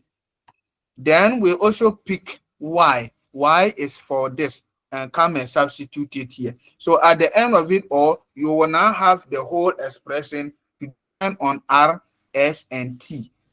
So when you are done with that substitution, the next one you will do is to put your s to be, your r to be equal to 2, and then s is 1, and that of t is equal to 0.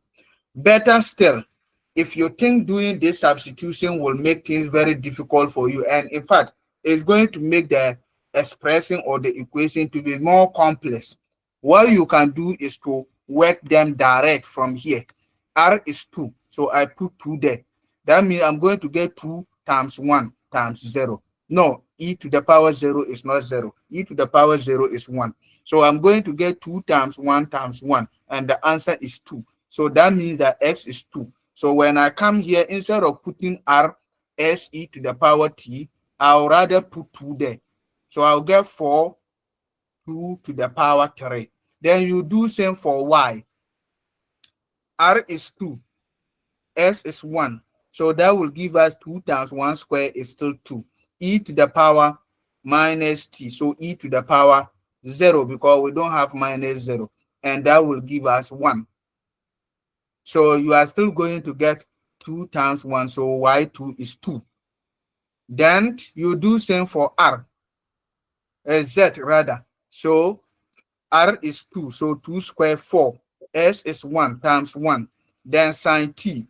Sine 0 is 0. So the whole of z will be 0. So you can now go and do the substitution here. Wherever you see r, you put 2 there. When you see x, is also 2. You see y is 2, but when you see z is 0.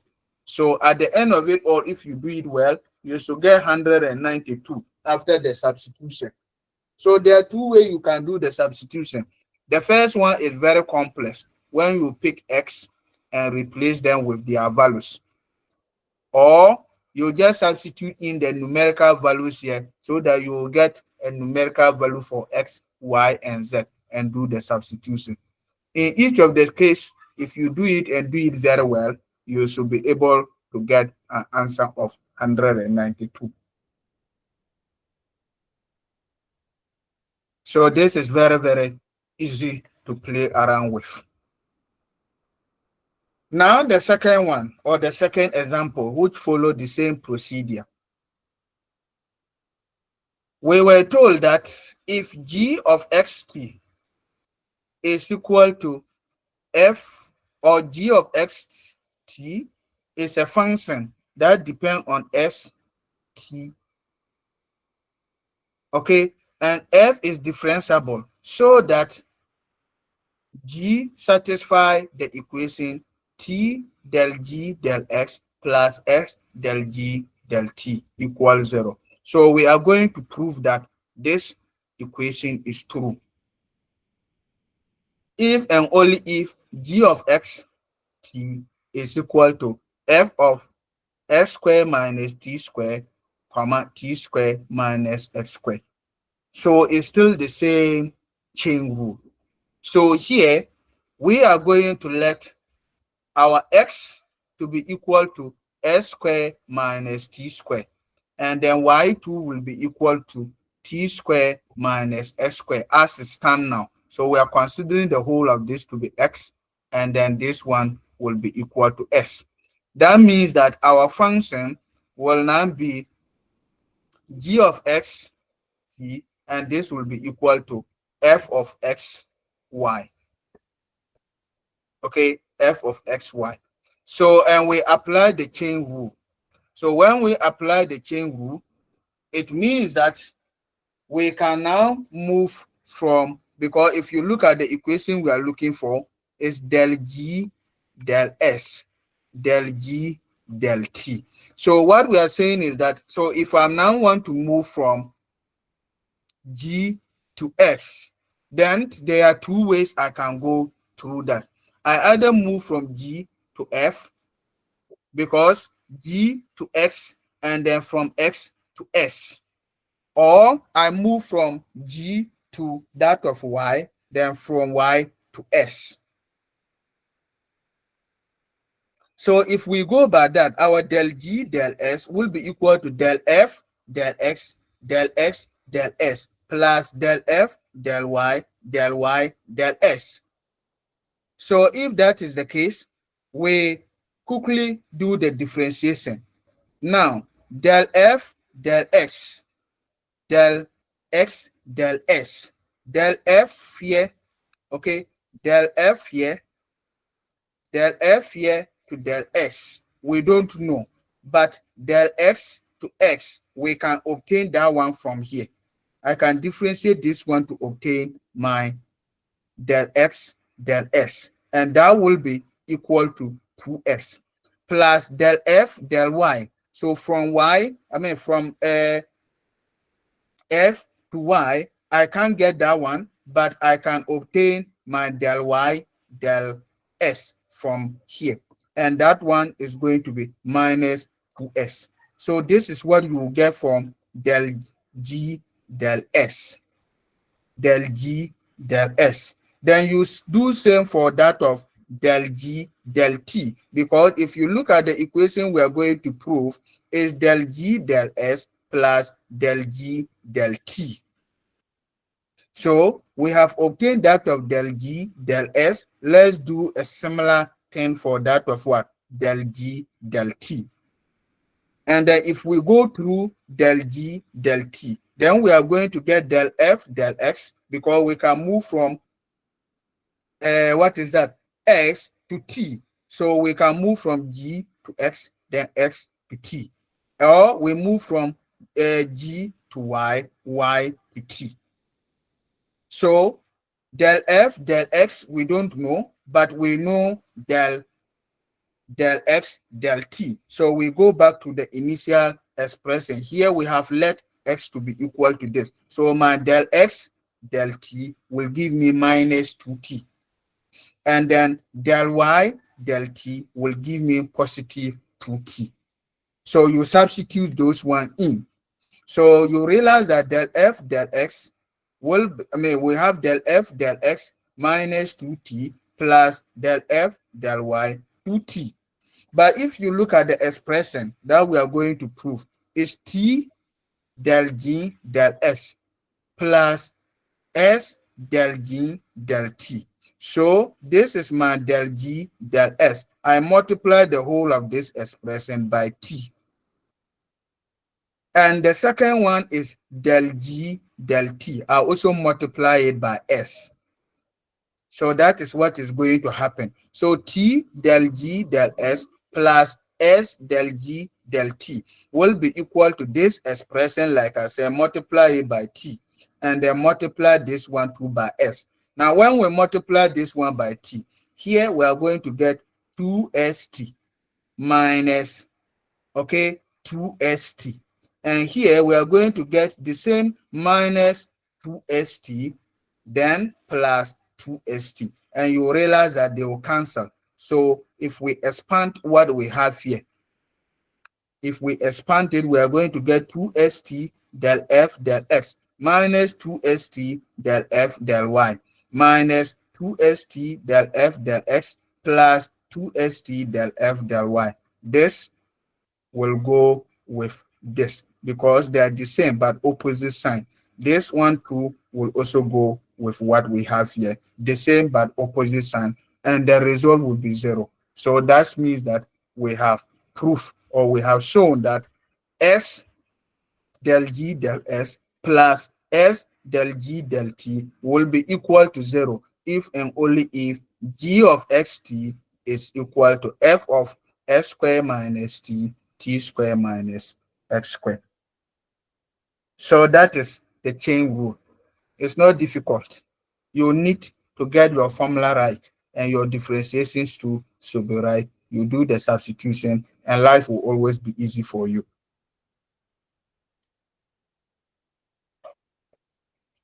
All right, so that is enough with the chain rule. Now let's move on to the second objective we want to achieve this morning. That is implicit function. You realize that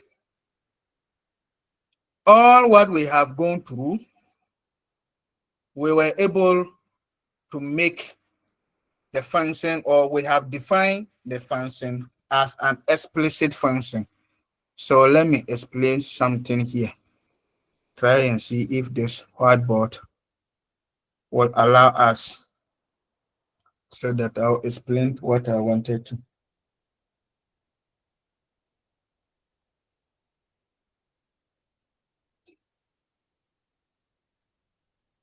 Good.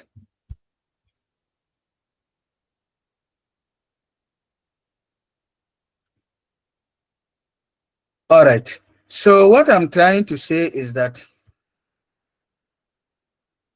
if I define my function z is equal to f of xy, and then maybe this is equal to x to the power 3 y minus 4 ln y. Okay, so here I've been able to define my function z as an explicit function, but I can equally define another function like z square plus y square, maybe plus x square, and this is equal to 1. So here, as it stands now, this is an implicit function because I wasn't able to make z the subject here. So that is what we mean by what? Implicit, implicit function. So we only apply implicit differentiation when we are dealing with implicit function. So implicit function in a nutshell is just the way we define our function. So we have defined a function in such a way that it's not possible for us to make the dependent variable the subject. So we define something like this. That is an implicit function. However, in a situation where we can write our dependent variable, we make it to stand alone. In fact, the function is defined in such a way that the dependent variable can be expressed to be a subject of the independent variable. Then we said we have the explicit definition of the function. So you realize that all the examples we have gone through this morning, we were able to define the dependent variable to be in terms of what? The independent variable. So we are able to define our function in an explicit form. Now we want to look at the case where it is not possible for us to define our function in the explicit form, but this time around in an implicit way. And if we have an implicit function, how do we get the differentiation or the derivative out of it? Okay, so that is what we want to look at next. So we will now move to an implicit differentiation. Now in further calculus, if I have my function, let's say f of x, and then this is equal to, let's say, x squared plus y squared, maybe plus 1 equal 0. And I want you to find f prime of x. How will you go about this? F prime of x will be equal to, who will help us? Because this one is further calculus, function of one variable. Who will help us? How do we go about this? It will be 2x 2x plus 2y dy dx. dy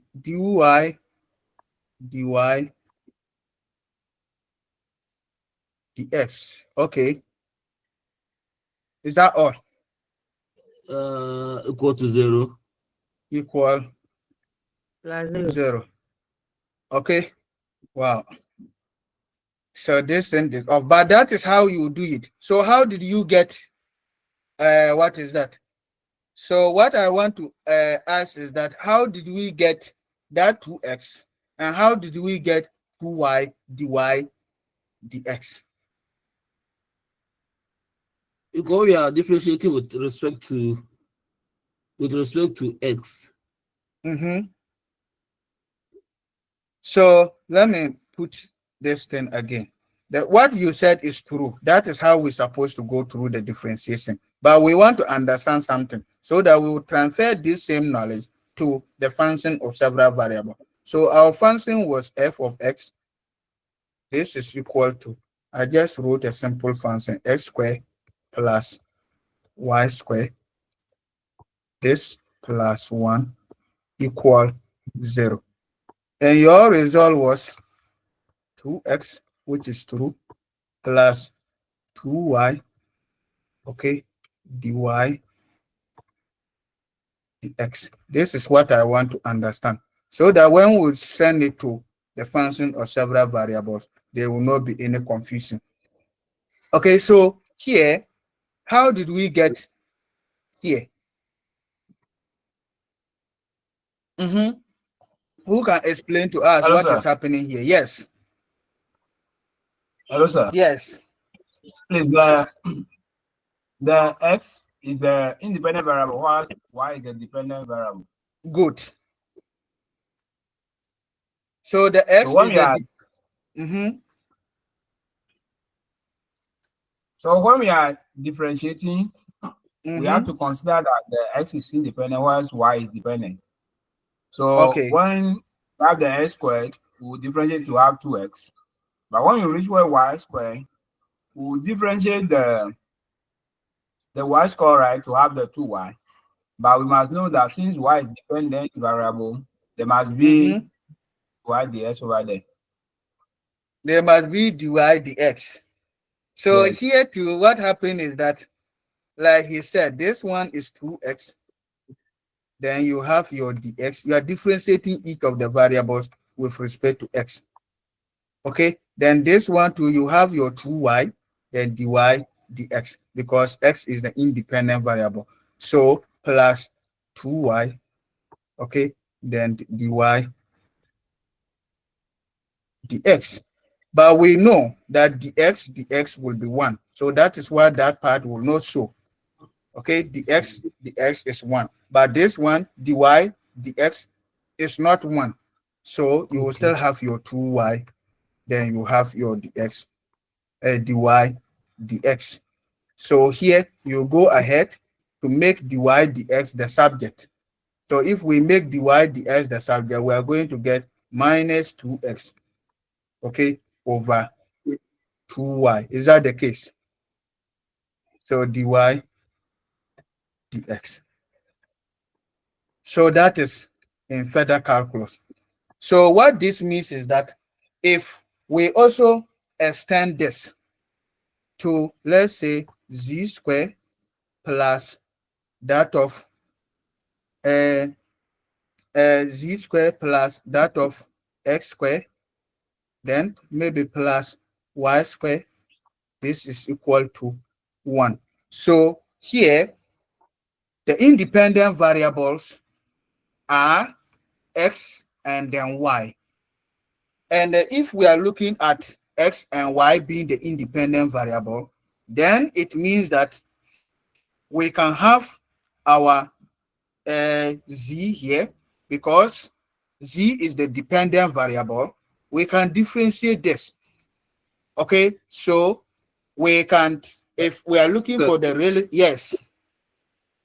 To locate the dependent and then the independent, is it always defined in the question, or it is constant that x and y are the independent variables? Okay, so here, how did we know that x is the dependent variable and y is the independent variable in this example? Sir, because the function f They of said x. f of x. Yeah. Okay, so the function is f of x, isn't it? Now, if the function is f of x, and then here we have z squared plus what is that, x squared plus y squared. So now what even happened if I just remove this? Now the f of x is not there anymore. We just have x squared plus y squared plus 1 equals 0. How did we know? But this story is still true. So how did we know that y is the dependent variable and x is the independent variable?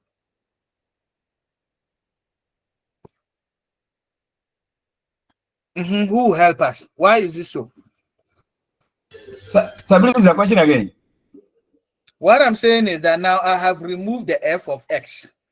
So here, what shows that y is the dependent variable and x is the independent variable? If we are able to get it, then we transfer it here. Okay. With the single variable, we learned that f of x is equal to y. Where which means that the x is independent variable and then the y is the dependent variable. Again. You said in single variable, what happened? We learned that when we have f of x, the function of x, f of x is equal to y. So, which means that x there is the independent variable, meaning y depends on x to survive. All right. So what he's saying is that in function of single variable, we always define y. Oh, what is happening? We always define y to be equal to something like f of x. That is how we define a function in what is that? A function of single variable. That means that y depend on x, which is true. So you also remember when we were dealing with function of several variables, how do we define the function? We say z is equal to f of what? X, y. And this means that z depend on both x and then y. So it's the same ideology. Is that clear? So the one who asked the question, how did we know that z is the dependent variable, x and y are the independent variable? Is that clear now? Is the picture clear? Yes, sir. It's very clear.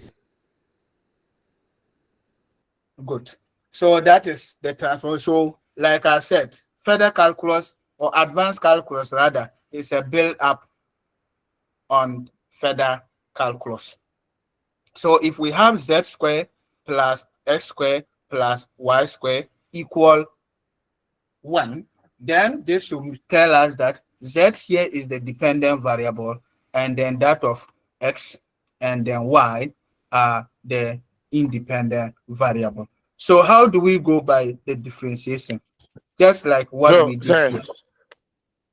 Yes. sir, does that mean that if we have a function in terms of A, B, and C, then C will be dependent on A and B?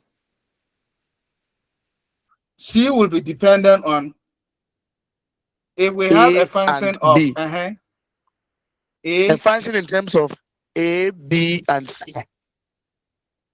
okay, yes. Will So A, C be B, dependent and on C. A, B, and No. What we are getting this idea from the coordinate geometry. Here we have this as X and then Y. So what we have here is in the 3 dimension. So we have X, Y, and then Z. So if you are using A and B, A, B, and C, you can transfer or you can project it in this form. So if you are using A per your definition, A, B, and then C, that means that you are trying to locate A somewhere, B somewhere, and C somewhere. So if your C is here and your A is here, that is the assumption you are making. Then what you are saying is true. okay. So Is I'm that clear? grateful. Yes, Good. sir. So then what you are saying is true. So that depends on where you are coming from. All right. So now let's go back to our implicit differentiation. Now, if these are the two independent variables, and then I'm looking for the derivatives, what do you think we should do here? So we are going to get, if I'm going to, so there are two ways we can do this. Z will depend on X and Y. So either you are doing the differentiation with respect to X, and in that case, Y will be constant, or you are doing it with respect to Y. In that case, X2 will be constant. So here, we are going to get our del Z, okay? And that will be, so if we differentiate this, we are going to get del Z,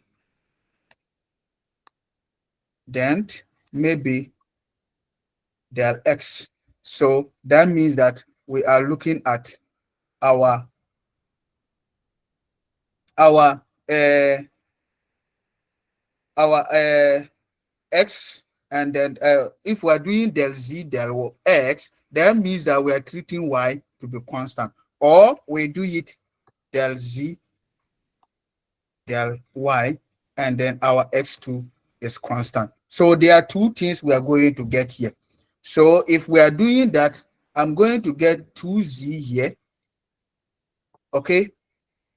So 2Z, then plus another 2X. Then this time around, we are holding the other one. So if I have my del Z, then 2X. Let me clean this. Hello, sir. And yes.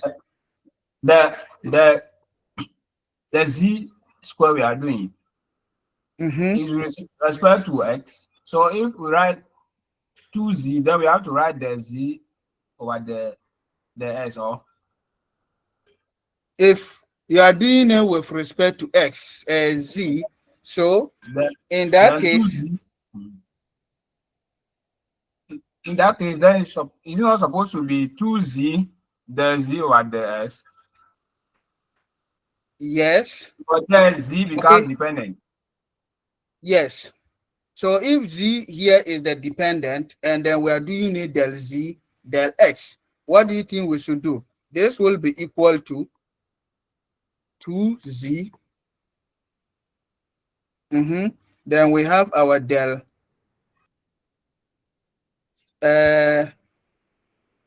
No, The z over the x. del z. Okay, so let's try it that way and see. Del z over del x, okay, plus this time around we will get the 2x2, okay. Then we have what?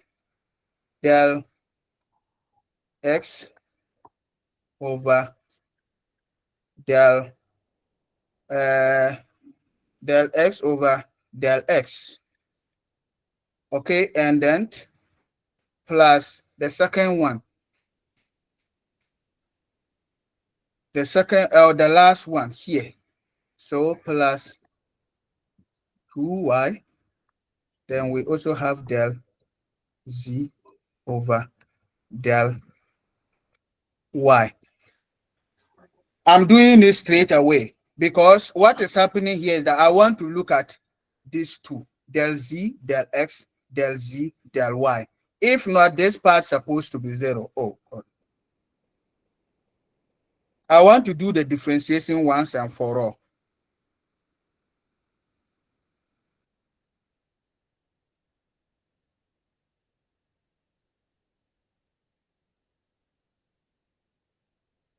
Okay, so what I was doing is that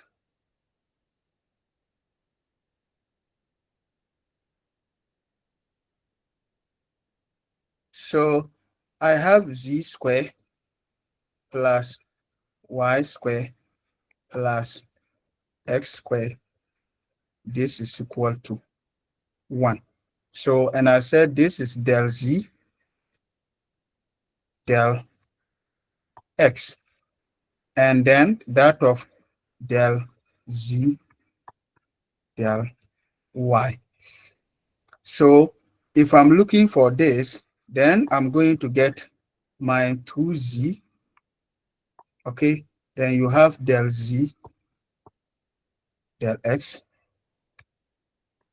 plus 2x del x del x plus 2y. I'm doing the differentiation straight away, del z del y. Okay, so if I'm now looking for del z del x here, then my this one del x del z, this one is going to be 1. Anytime you have this del x del x again, this is equal to 1. That means that del y, another del y, will also be equal to 1.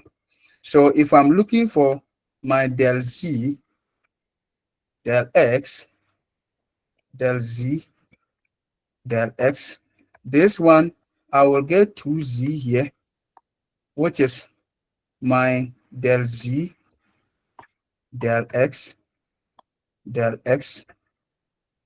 plus the other 2, because here I'm not interested in, I'll only make use of this when I'm looking at del z del y.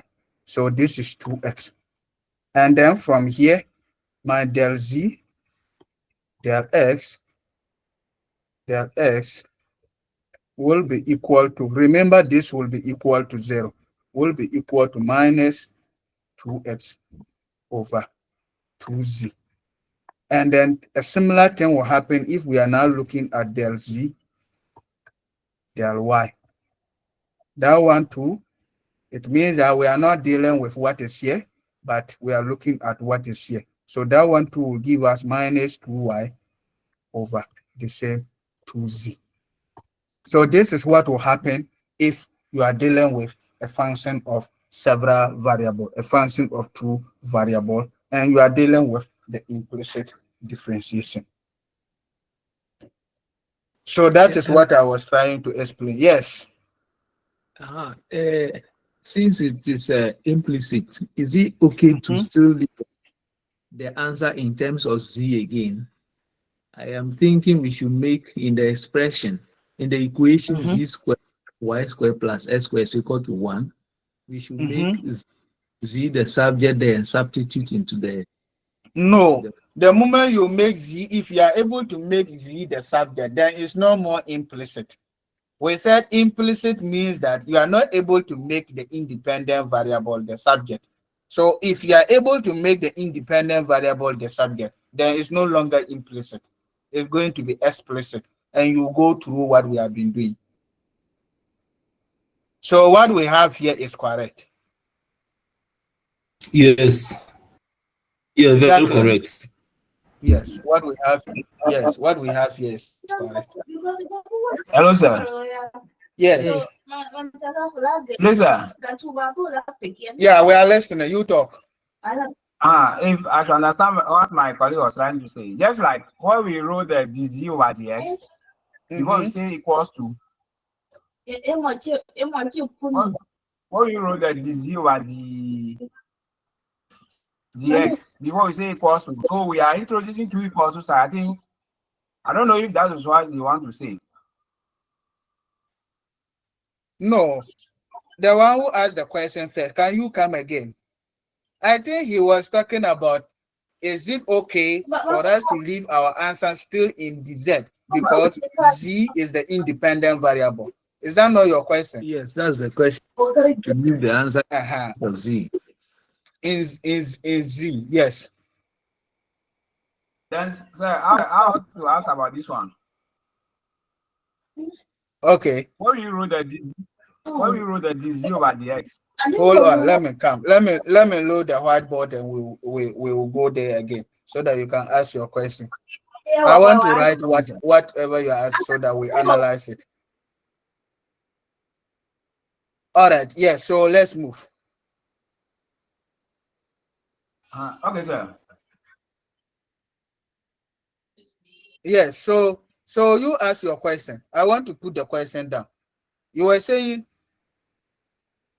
so please first write the z square y square all equals to 1. okay, so z square plus y square plus x square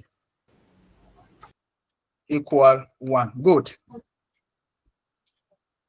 Now for clarification sake, I was saying that since we are doing the z is the dependent variable over there, where the x and y are independent. Now, at first, let's say we are considering the x as independent and then holding y constant. Yes. So I was thinking, like the one we did for, we wrote dz over dx equals to. So we have dz over the 0. Yes. We say equals to. Then we differentiated that. Oh no! You see, so okay. Then the other one will be dz over dy, and then we also put the equal here. Yes. So what is your question? I was trying to say that since we know that when we have two independent variables over there, so it means first we have to calculate for the z over the x, and then after that we calculate for the z over the y. So I was trying to say that in solving it, then we begin to say that z square should be 2z the z over the x. Yes. Okay, del z over del x. Del x, yes. Then now that we know that y is constant, so it becomes 0. Then plus 2x. Plus 2x. We know that is independent, so no. Should we bring it again? So should we bring it again? This one? No, I only brought it for you to understand, but we know this one is always 1. So as you have gotten it now, there is no need bringing this. Okay, then we make it equals to 0. Yes. So this will now be equal to 0. So you can do it and ignore this part. Yeah, so we make the x del z del x the subject, and then del z. Yeah, so del z del x here will be equal to your minus 2x over the 2z. So this is what I was trying to say, so that the picture will be clearer. Okay. Yeah, so that is it. So that is how you go about it. But you see, I added the other one here because I wanted to do the differentiation once, then pick them one after the other. All right, so that is it. Yeah, so that is how we go through the implicit differentiation. It's not that different from what we have learned in further calculus. Just that this time around, we are adding another variable to make it 2 or 3 independent variables. All right, so let's go to our slides and pick practical examples.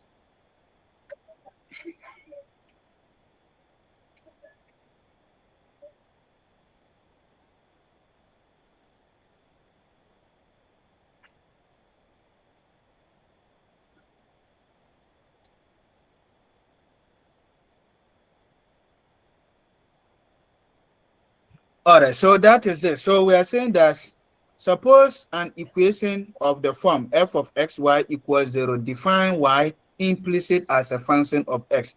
If x is differentiable, we can apply case 1 of the chain rule. So whatever we have been doing, so what we have gone through so far is the application of what is that, case 1 of the chain rule that we have learned. So with this, since both x and y are functions of x, we will obtain del f del x dx dx plus del f del y dy dx. This will be equal to 0. But dx dx is 1. I think I have explained this thing several times. So del f del y is not equal to 0. So if del f del y is not equal to 0, so we solve for dx dy. So this is for the single variable case. And then dx dy, we realize that when we solve it, we obtain del f del x all over del f del y. So that is how you obtain your dx dy dx rather. So what we also know is that del f del x is f subscript x, and then del f del y is also f subscript y. That means that we can take note of this formula and just get their partial derivative and come and substitute them, and then that ends it. So we obtain this from the chain rule if we have a function of this form. So this is a function of single variable. Single variable because the way we have written it, f depend on x and y, and then y in turn depend on x. That is how come we're able to get dx dy. And that is the special case of the chain rule. So that is for the single variable. So what we are saying is that if I have my, if I'm looking for dy dx here, and this is x cube plus y cube equals 6xy, and we are asked to find dy dx. So you see that we can write this as f subscript, f of xy. So f will be a function that depend on both x and y, and then y in turn depend on x. So indirectly, capital F depend on x. So when we do it that way, this is what we are going to obtain. And then we do the differentiation, or we just use the formula. If you want, you can do the differentiation. So here you will get your 3x squared, then you have your dx dx, or if you want, you ignore it, but we will know because y depend on x. So you can get 3x squared and move away. Here you are going to get 3y squared dy dx minus this side. You are going to apply what we call the product rule. So if I'm applying the product rule, I hold y constant differentiate with respect to x. That will give me 6y. Plus, I also hold x constant and differentiate with respect to y. So I'll get dy dx. So you can do it that way. Or better still, you look for the partial derivative, f subscript x from this function. What I have highlighted, you calculate f subscript x and then also calculate f subscript y. Substitute them and do your simplification. So if you are able to do it right, you should get 3x squared minus 6y all over 3y squared minus 6x. So you factorize positive 3 out, you will be left with x squared minus 2y all over y squared minus 2y. And that is what we call the implicit differentiation. It's not difficult to do.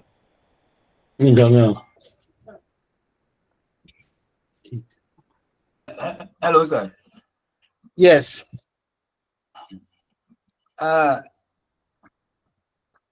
Okay, this for, so are the x and y, are both of them independent or one is dependent?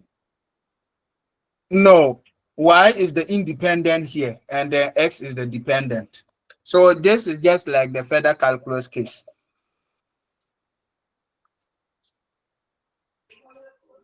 Okay. But the question Do we you have to get find it? the y dx. Yes, we have to find dy dx. Okay, then here it means that dx is the independent. Yes. Not dy is the x is the independent and y is the dependent. X is the independent. Yes. Well, what I'm confused about is where we have the negative f subscript x over f subscript y. So what we learned in further calculus, it means that this is the other way of writing it, right? All right, so let's do it together. Let's try and see if this whiteboard will allow us to do it. It looks like you didn't get the formula right when we did it together.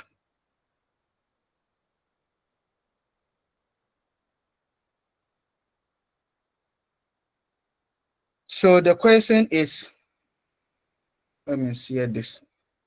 So we are going to do it in both scenarios.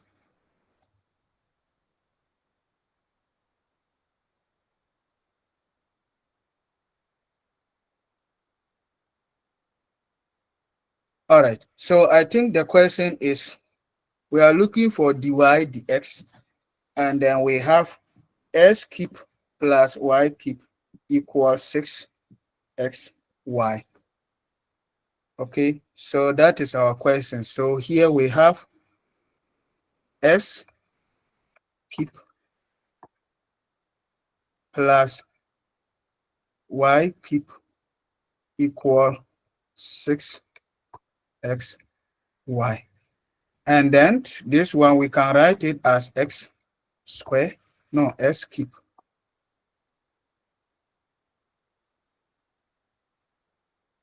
so s cube plus y cube minus 6xy. This is equal to 0. I hope this is true. Now, if we go by the further calculus approach, we differentiate this, we are going to get 3x squared. If you want, you leave this, you have your dx. It's not necessary, but I just want us to understand. Plus 3y squared dy dx minus, here we are going to apply product rule. So 6 out. I am keeping y constant, differentiate x with respect to x. It's going to be 1, so y. Then plus, I'm also keeping x constant, differentiate y with respect to y. So I will get x, then dy dx. This is equal to 0. Is it true? Is my differentiation right? Yes, that is true. Yes. So 3x squared plus 3y squared. Okay, then we have dy dx, then minus 6y, we have minus 6x dy dx. This is equal to 0. So I group items. So if a this thing. so we group items and then get the results.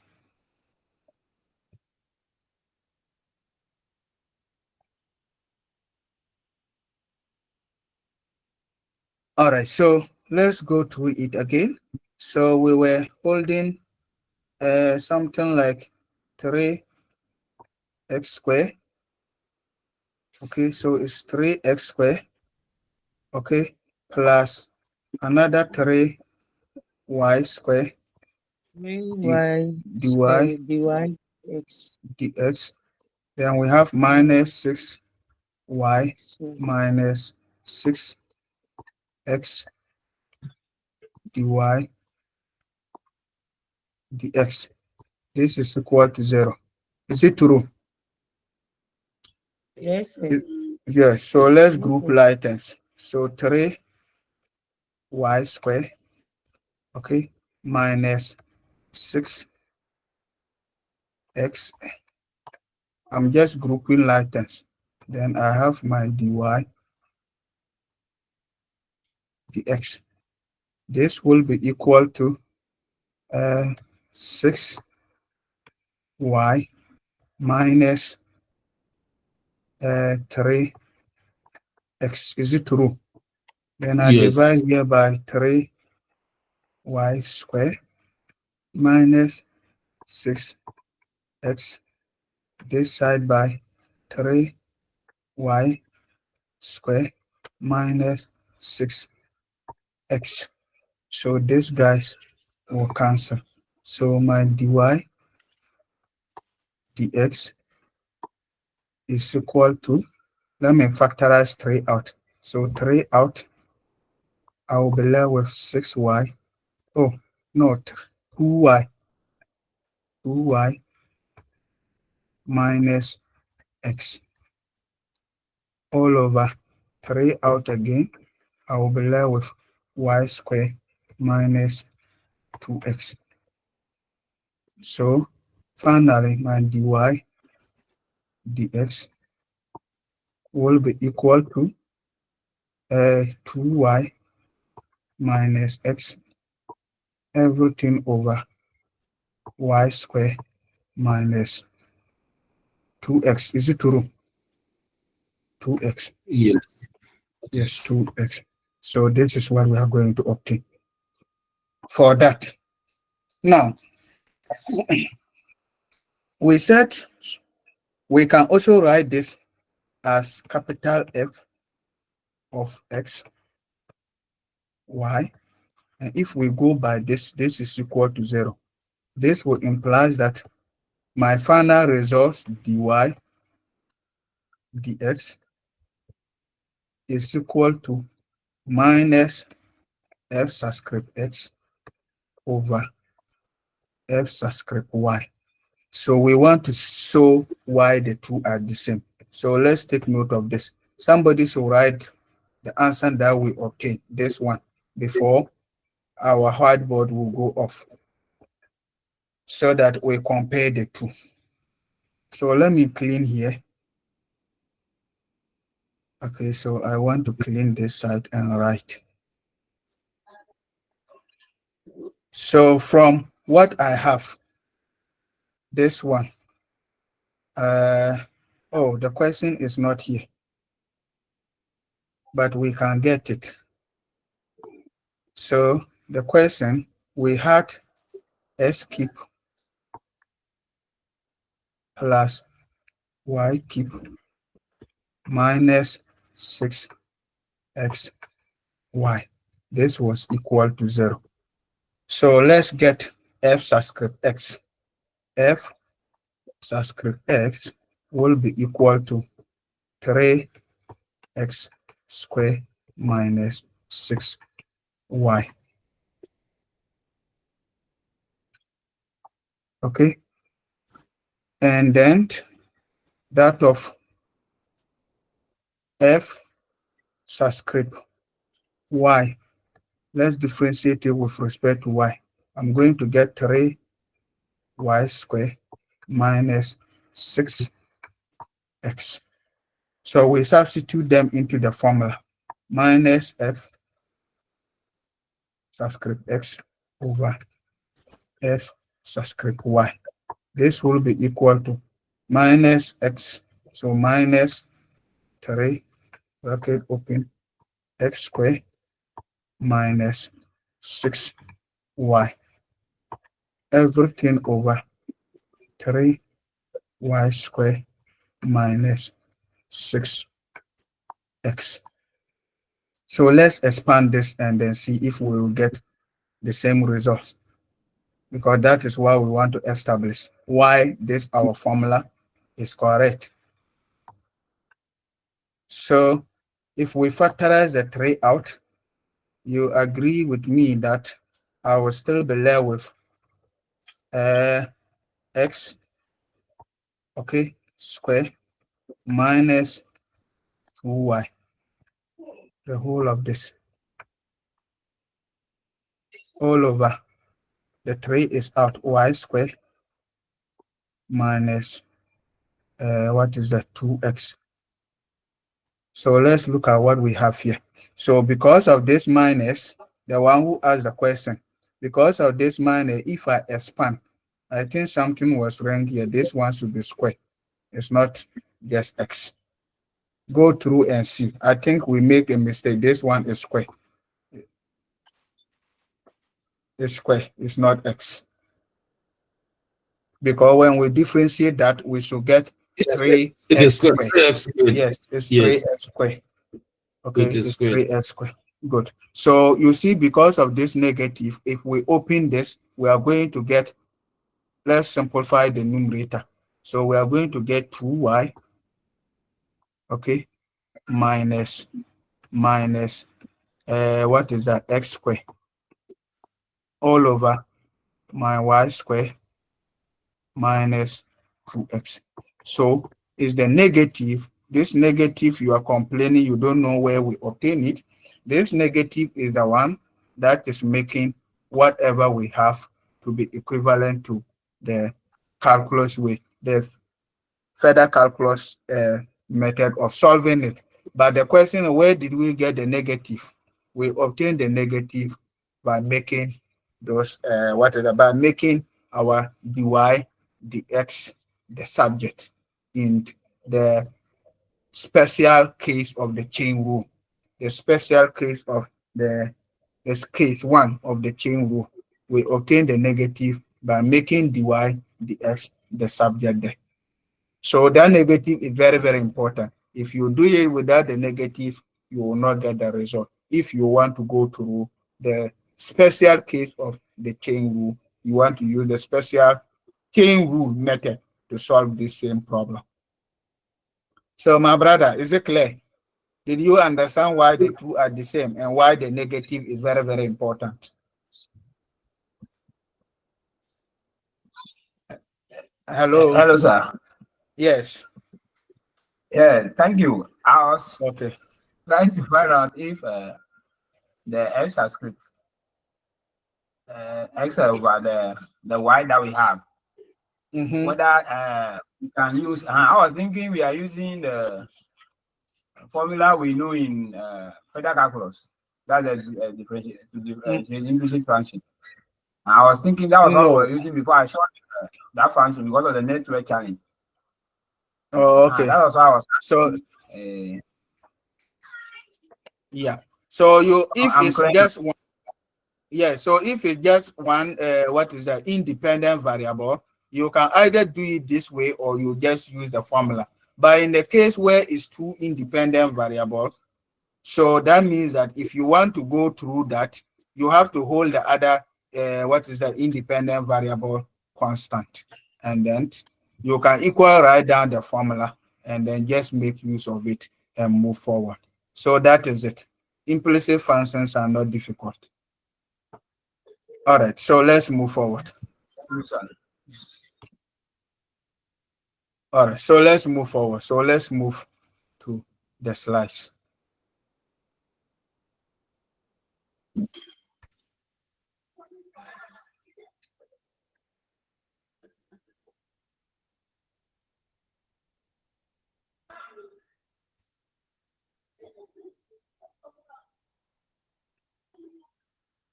right, so if you go back to our slides, then you realize that if we solve this same question, we are going to obtain the. So when we use the negative to expand, then the story will still be the same. So this is for the case when you have just one independent variable. So what happens if we now have two independent variables? So we say implicit differentiation of function of three variables. Now we suppose that z is given implicit as a function of x and then y by an equation f subscript x, y, z equals 0. So if f is differentiable, then we use the chain rule to differentiate this with respect to x as follows. So we are going to get del f del x dx dx plus del f del y dy dx plus del f del z dz, del z del x. So that is what I have explained earlier. So this one, either you are looking for this implicit differentiation with respect to the x, or you are looking for it with respect to that of what? The y. So if we are looking for it with respect to x, that means that we are holding y constant. That is why we say if f is differentiable and we use the chain rule to differentiate this with respect to x, the emphasis is on x. That is why we have del f del x dx dx and del y del x. Then we have what? Del f del y del f, del y del x. Then del f del z del x. So you see that the emphasis is on x. So when we are done with it, you can equally do it with respect to y. That means that you are going to get del f del y del y plus del f del y. Then you also have del f del x del x del y del f del y del y del y del f del z del y, in that order. If you are doing it with respect to x, with respect to y, what we have here is with respect to x. So we also know, I've explained several times, that del x will always be 1. And then del y del x is 0. Why is it so? Why is del y 0? Del y del x 0. What I have highlighted, why is it 0? Hello, Who sir. can tell us why? It's Yes. constant. You hold it constant. You hold it what? We hold y Constant. Constant. Okay, we are holding y constant, and that is y is 0. So if del y del x is 0, that means that the whole of this term will be 0. What I have here is going to be 0. So if that term is 0, then we will have del f del x. This will be equal to del f del z del x. And this will be equal to 0. Remember, we are looking for del z del x. So we quickly make our del z del x the subject, like we did on the whiteboard.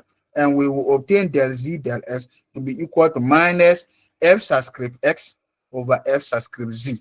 So you can take note of this formula. Just get the partial derivative, substitute them. Sometimes students will try to do this and they will forget of the minus. The moment you leave the minus out, it's wrong. You cannot do it without the minus. If without the minus, the answer will be different. So let's take note of that. And how did we get the minus? From here, we are making del z del x the subject. So we send this one across the equal sign. That will be negative, and we divide through by del f del z. So that is how we obtain the minus. It's very, very important. Because in exams, we may not ask you to prove and get this formula, but we can, the question will require that you should use it. So you can just write down this, what I have just highlighted, and do the substitution. So that is where students always make the mistake. They will write it very nicely and forget of the minus sign. That makes it wrong. So if you are not sure, you go through this process, get the formula. and then make use of it. Because we will not ask you to prove the formula, how we obtain del z del x to be equal to minus f subscript x over f subscript y. We may not ask you to prove that, but we will ask you questions that will require you to use them. All right, so let's move forward. Now the next one, similarly, we use the chain rule to differentiate the equation with respect to y. I think I have explained that. So that means that we are going to get del f, del x, del x, del y, plus del f, del y, del y, del y, plus del f, del z, del y. And here, this is going to be 0 because we are also holding s constant. That is why del x, del y is 0. So in that case, we are going to get this 1, 2 to be 1, and then your del z, del y will be minus f subscript z, f subscript y all over f subscript z. So that is the simple formula to use. If you cannot remember the formula, you go through the process to derive the formula, which is not difficult to do. Hello. Yes. Sir. So if I'm not familiar with the formula, and I would like to go by, and you would like to go by. Hello. Oh, his line is off. But if he's not familiar with the formula and you want to go by the differentiation method, then this is what you should have. So you do it straightforward. Then from there, 1 or 2 things will cancel out, and then you arrive here because you are going to hold the s constant. So anything that you differentiated x with respect to y, you are holding x constant. So that differentiation will be 0. So at the end of it all, you should arrive somewhere here, and then you quickly make your del z, del y the subject. But if you are familiar with the formula, it means that you don't need to go through this differentiation. You just write down this formula and rather go and look for the partial derivative and come and substitute.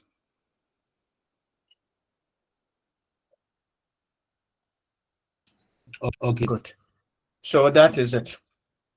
Now let's move forward.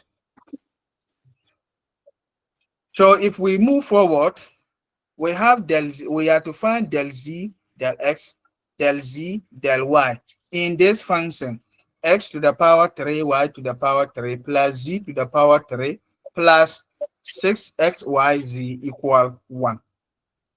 So if you want, you can rewrite this in this form, which is true, and then you do your differentiation.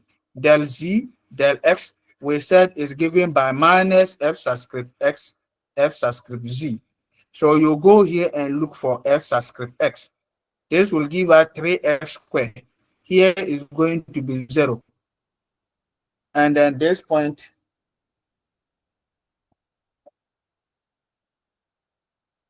okay, so this point we are going to get 6yz.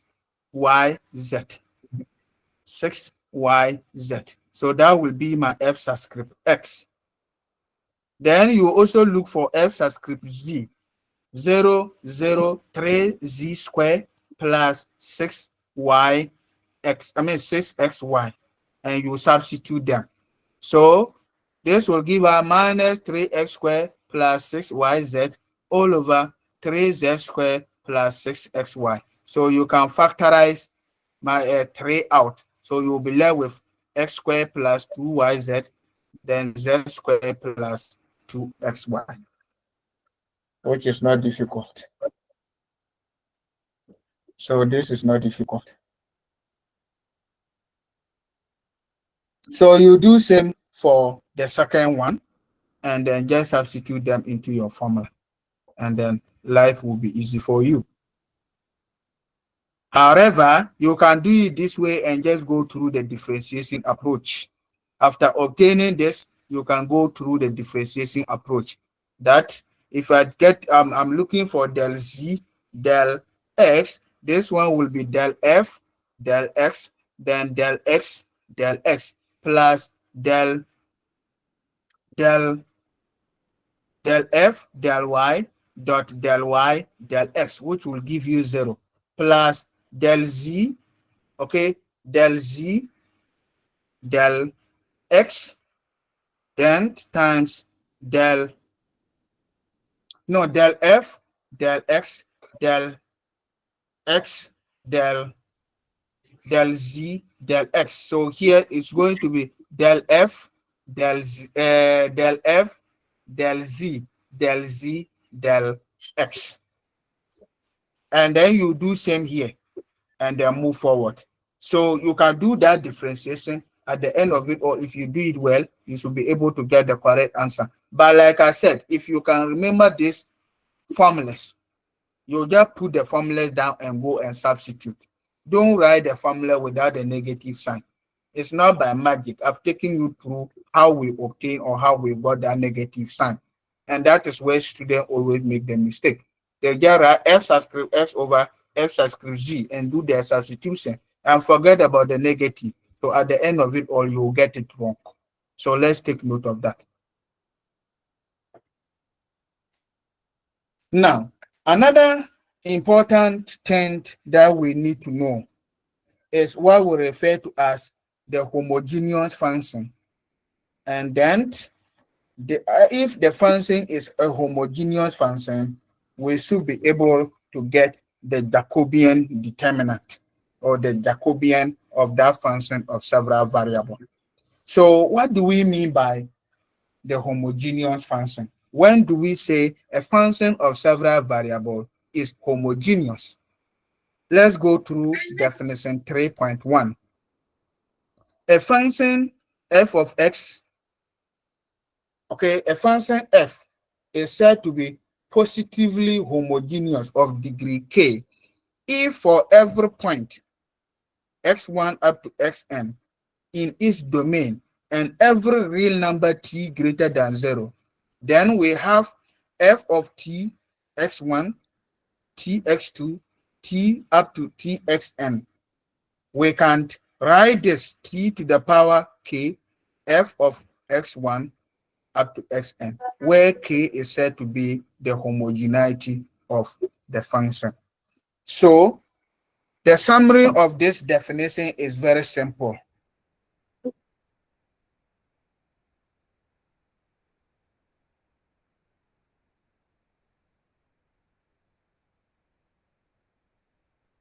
Let's look at something here. I'm teaching. When I'm done, I'll call you.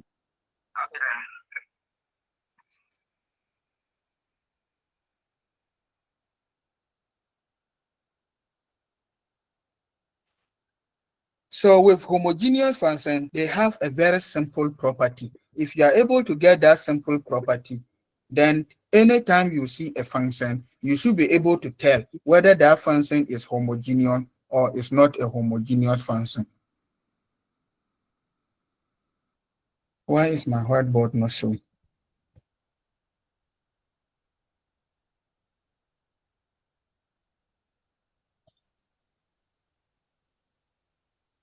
Now let's look at that property of the homogeneous function. So we are saying that a function is homogeneous. Okay, so if I define a function f, okay, so if I define a function f, and then this depend on x1, x2, x3, and then it continue up to xn, where x1 to xn are the independent variable of my function. Wow.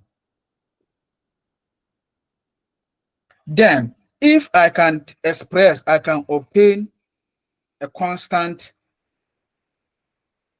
If I transform the function,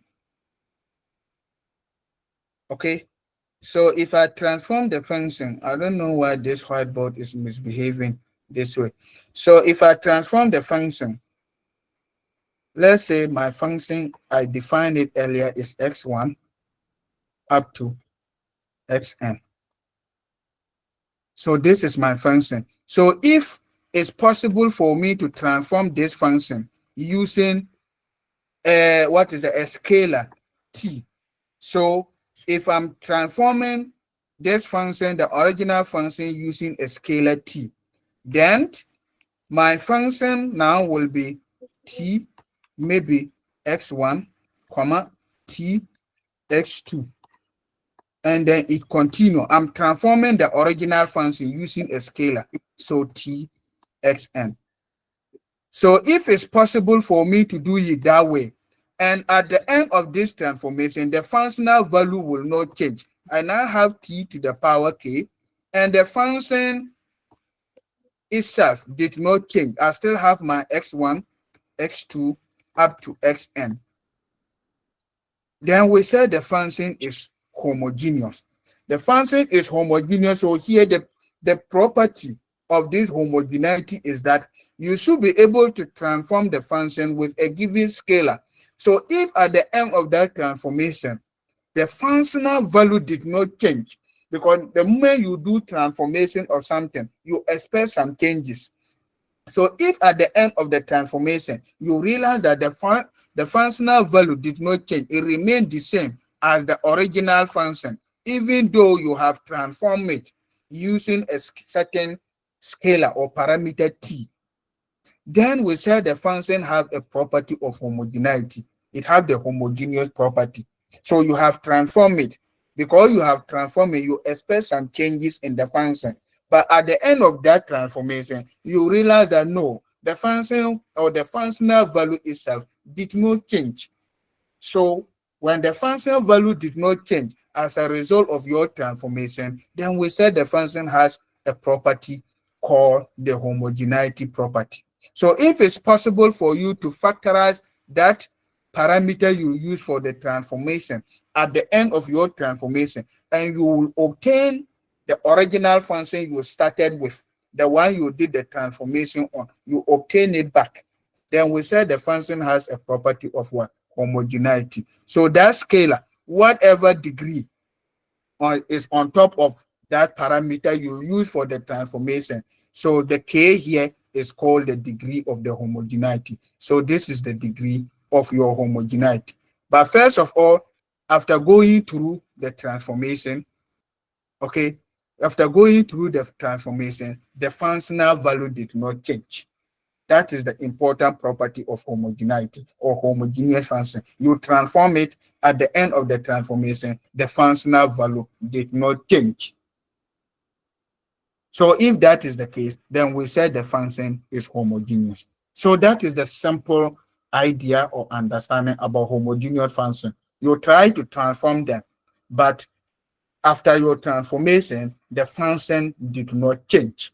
It remained unchanged. So any function with this property that you transform it after the transformation, the functional value did not change, is said to be a homogeneous function. So let's go back to the slides and then pick a function, try to see if that function is homogeneous or not. Now we know the property of a homogeneous function. You try to transform it, and then at the end of your transformation, the function did not change. So if the function did not change, or the functional value didn't change, then we said the function has a property of homogeneous function. So that is the summary I have just given to you. So this t here is the parameter you are using for the transformation. It's a real number. So when you transform it and realize that the functional value here did not change, then we said the function has a property of what? Homogeneity. And the scalar or whatever degree that is on top of your t, that is the parameter you use for the transformation, is said to be the degree of the homogeneity or the degree of the homogeneous function. So this is for 2 variables. In 3 variables, it's still the same thing. At the end of your transformation, f of x, y, z remain f of x, y, z. But you see that here you try to transform them using a parameter t. So upon this transformation, the functional value did not change. The first example, find the degree of homogeneity of these functions. So the first one, we have f of x, y, and this is equal to the square root of x squared plus y squared. The second one, f of xy, 2xy, x squared over y squared. So we try to transform this using our parameter t. So I transform x to tx and y to ty. So that means that in my original function, which is x squared plus y squared, wherever I see x, because I'm not transforming x to tx, I will replace it with tx.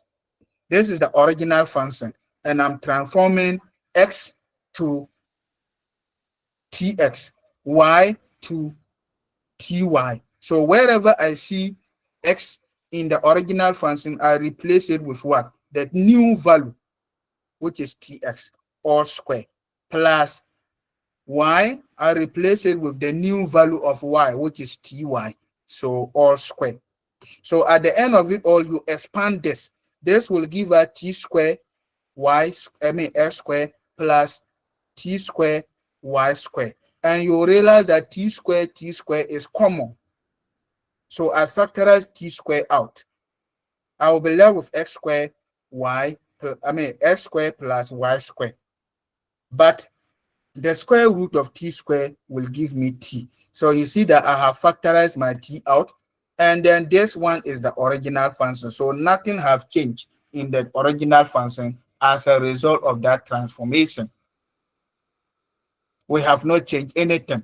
So as a result of that, this function is what? A homogeneous function, because we try to transform it with a parameter t, and at the end of it all, we were not able to change anything in it. We have repeated the same function value, but with our parameter t out here. So what is the power or the degree of this parameter t? That is 1. So we said the function is a homogeneous function. It's a positively homogeneous function with a degree of 1. With a degree of 1. That means that in the second one, I'm going to transform x to tx, y to ty. So I go here to the original function. Wherever I see x, I put Hello, sir. x there. Yes. So the last step, the t. What's the Mhm. function of the t? What is the function of the t? Are you trying to say what is the use of the t, or what is the function of t? Because we are I'm dealing thinking with that because function. of the t doesn't make the original function the same. Because the t attached the. Yes. What I have highlighted is the original function. Okay. What I have highlighted is the original function.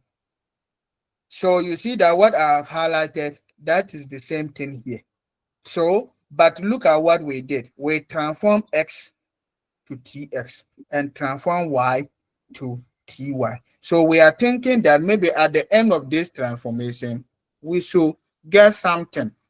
Okay, something different from the original. But we realize that it's just t that is multiplying the original function, and that is what we have simplified here. So the original function, yes, there's nothing, there's no changes in what the original function. But this t here is the parameter we use for the transformation. So when we have a function with this property, we said the function is homogeneous. Okay, thank you, sir. Good. So it's homogeneous. And the degree of the homogeneity is whatever degree that you have on top of your t. So here t is to the power 1. So that is why we say the degree is 1. Okay. Very well. All right. So you can use the same idea to handle that of what? The first one. So the second one. So in place of this x, I'm going to put tx there. In place of y, I will put ty there. And you do same in the denominator. So at the end of it all, you should be able to tell whether it's homogeneous or not. So you see, that is what I was trying to explain. So we have replaced the x with tx, y with ty. Tx square, ty square. So we expand. T multiplying t will give us t square. So we'll get 2t square xy. Here t square x square, t square y square. So the denominator t square is common. So I factorize t square out. And then when I factorize t square out, you realize that there's another t square here. So I will apply laws of indices so that you get t to the power 2 minus 2. And then because you have factorized the t out, you'll be left with 2xy all over s squared plus y squared. And that is the original function. So you have t to the power 0 multiplying the original function. So this again is a homogeneous function, and the degree of homogeneity is 1. It's 0 rather. The degree of homogeneity here is 0. So homogeneous functions are not difficult. Yes, sir. Hello, sir. Yes. The concept is clear, but I want to find out the essence of finding out whether a function is homogeneous or not. So after determining whether it is homogeneous or not, what do we use it for? Good. How do we So apply it? if the function is homogeneous, that will send us to the last thing we will discuss today. Because remember I said, if you look at our subheading, homogeneous function and the Jacobian. So the homogeneity of the function will help us to be able to find the Jacobian determinant of a function of several variables. All right, So sir. there's a reason why we are looking at the homogeneity of a function. Okay, when we get there too. Okay. So that is it. So that is how we obtain the homogeneity of a function. So if the function is homogeneous, then we can find the Jacobian determinant of such a function. We can find the Jacobian determinant of the function.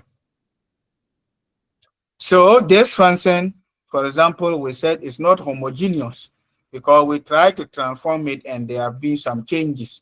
So we have t squared here and then t. So if I factorize t out, I will still work with t s squared plus y. But the original function is s squared plus y, not t s squared plus y. So you see that here, there have been some changes in the original function. So as a result of that, it's not homogeneous.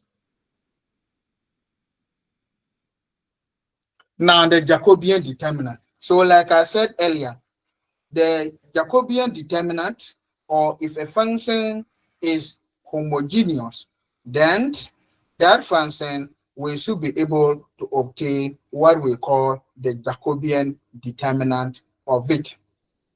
So the Jacobian determinant is simply a determinant of either a 2 by 2 matrix or a 3 by 3 matrix, depending on the way you have defined your function.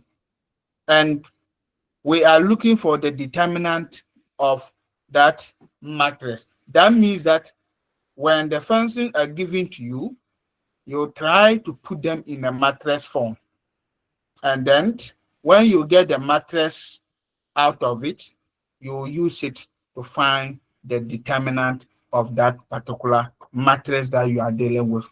And when you are able to get that determinant, we said what you have obtained is the Jacobian determinant of your function of several variables. And that is the last thing we will deal with as far as today's discussion is concerned. So let's look at definition 3.2. So we are saying that if x is equal to f of uv, and then y is also equal to g of uv, then the Jacobian of x and y with respect to u and v, denoted by del x,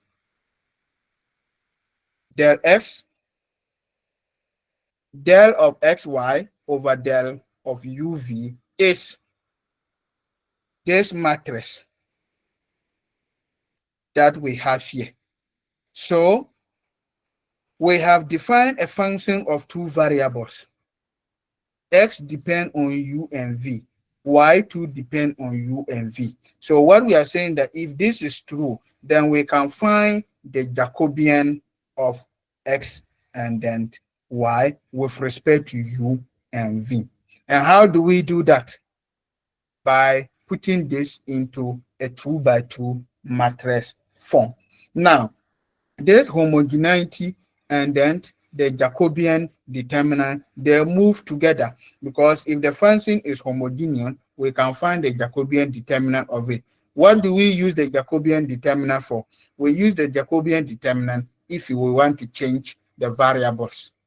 So we will revisit this Jacobian determinant in our next meeting, where we'll be dealing with integration. Because after today's discussion, that ends it for differentiation. Life isn't all about differentiation. We will now move to integration. And when we move to integration, we'll be dealing with a portion called the change of variables.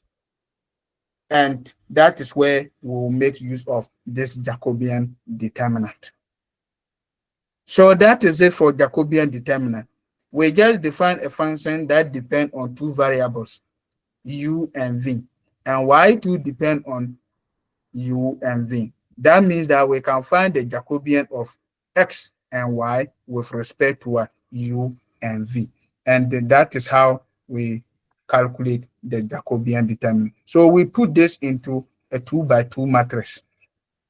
The derivative or the determinant, the Jacobian determinant of X and Y with respect to U and V is given by del X, del U, del X, del V.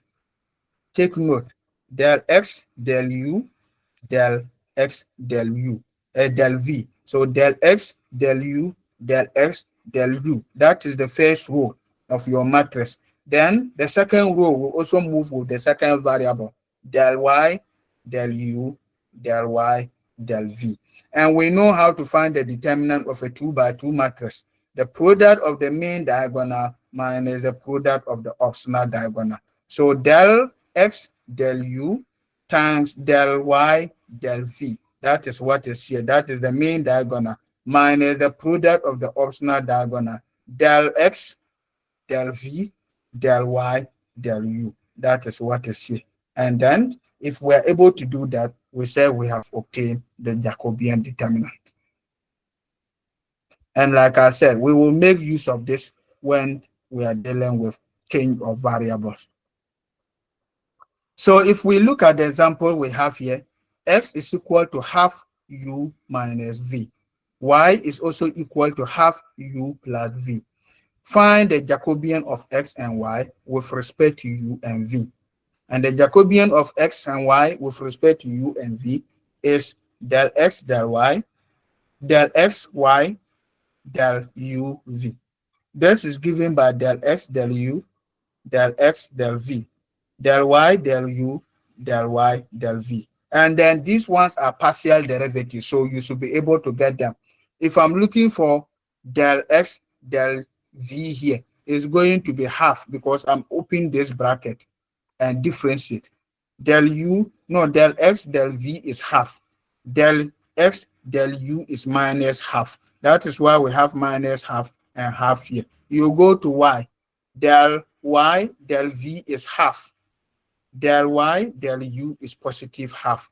The product of these two, the main diagonal, minus half times half will give us minus 1/4 minus the product of the optional diagonal, half times half, that is 1/4. So at the end of it all, you should get minus 1/4 minus 1/4, which is equal to minus half. So that is how we calculate the Jacobian determinant of X and Y with respect to U and V. The Jacobian is very, very simple. Just put it in the matrix form. That means that we can extend this to the 3 variable so that we will get a Jacobian of a 3 by 3 matrix. So that is it.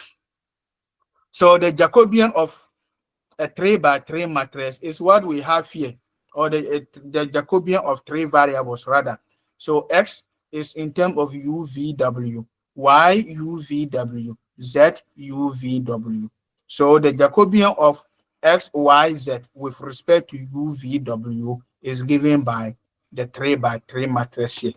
And we have to learn how to find the determinant of a 3 by 3 matrix. I believe we all know how to find the determinant of a 3 by 3 matrix. If not, you have to learn how to find it. I think that is what we have for you this morning. Next time when we meet, we'll get one example on 3 variable function so that we try to find the Jacobian, because we are going to get a 3 by 3 matrix. How do we determine the determinant of a 3 by 3 matrix? Go and learn it. Next week when we meet, we will look at something like that. But the objective for next week is to go through integration, because if we have a function of 2 variables, now we know how to differentiate it. Apply all the rules of differentiation depending on the nature of your function. If it's 3 variables, we know how to handle it depending on the nature of the function and which rules of differentiation you will apply. You should be able to do that. We are going to transform what we have learned to also the integration, because the inverse of differentiation is integration. So once we are through with the differentiation, we should be able to do that of the integration too. So go and read more on this, because we are dealing with 2 variables and 3 variables. We will go through double integrals. That means 2 variables, and triple integrals. That means 3 variables. So let us read around them so that next week when we meet, our teaching and learning will be very, very effective. So this is where we end today's discussion. And that also ended anything that has to do with differentiation. Now it's between you and your God when you see any question related to function of several variables, and then the way or how you are going to differentiate them. Our next focus will be on integration, and that is what we'll be dealing with when we meet next week. Any concern, any comment? If not, we want to end it here and continue God willing next week. Thank you, sir. All right. All right, so that is it. We Thank will you, sir. end it here and then continue next week. But make sure you read around double integral and triple integrals.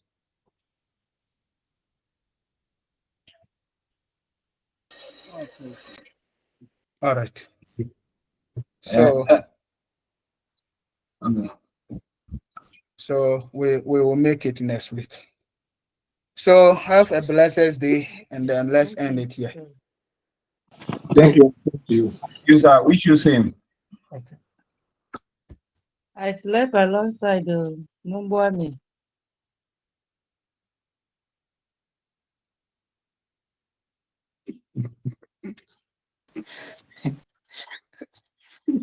You said what? I slept small, so I didn't get the homogeneous one. We are in the same group, don't worry.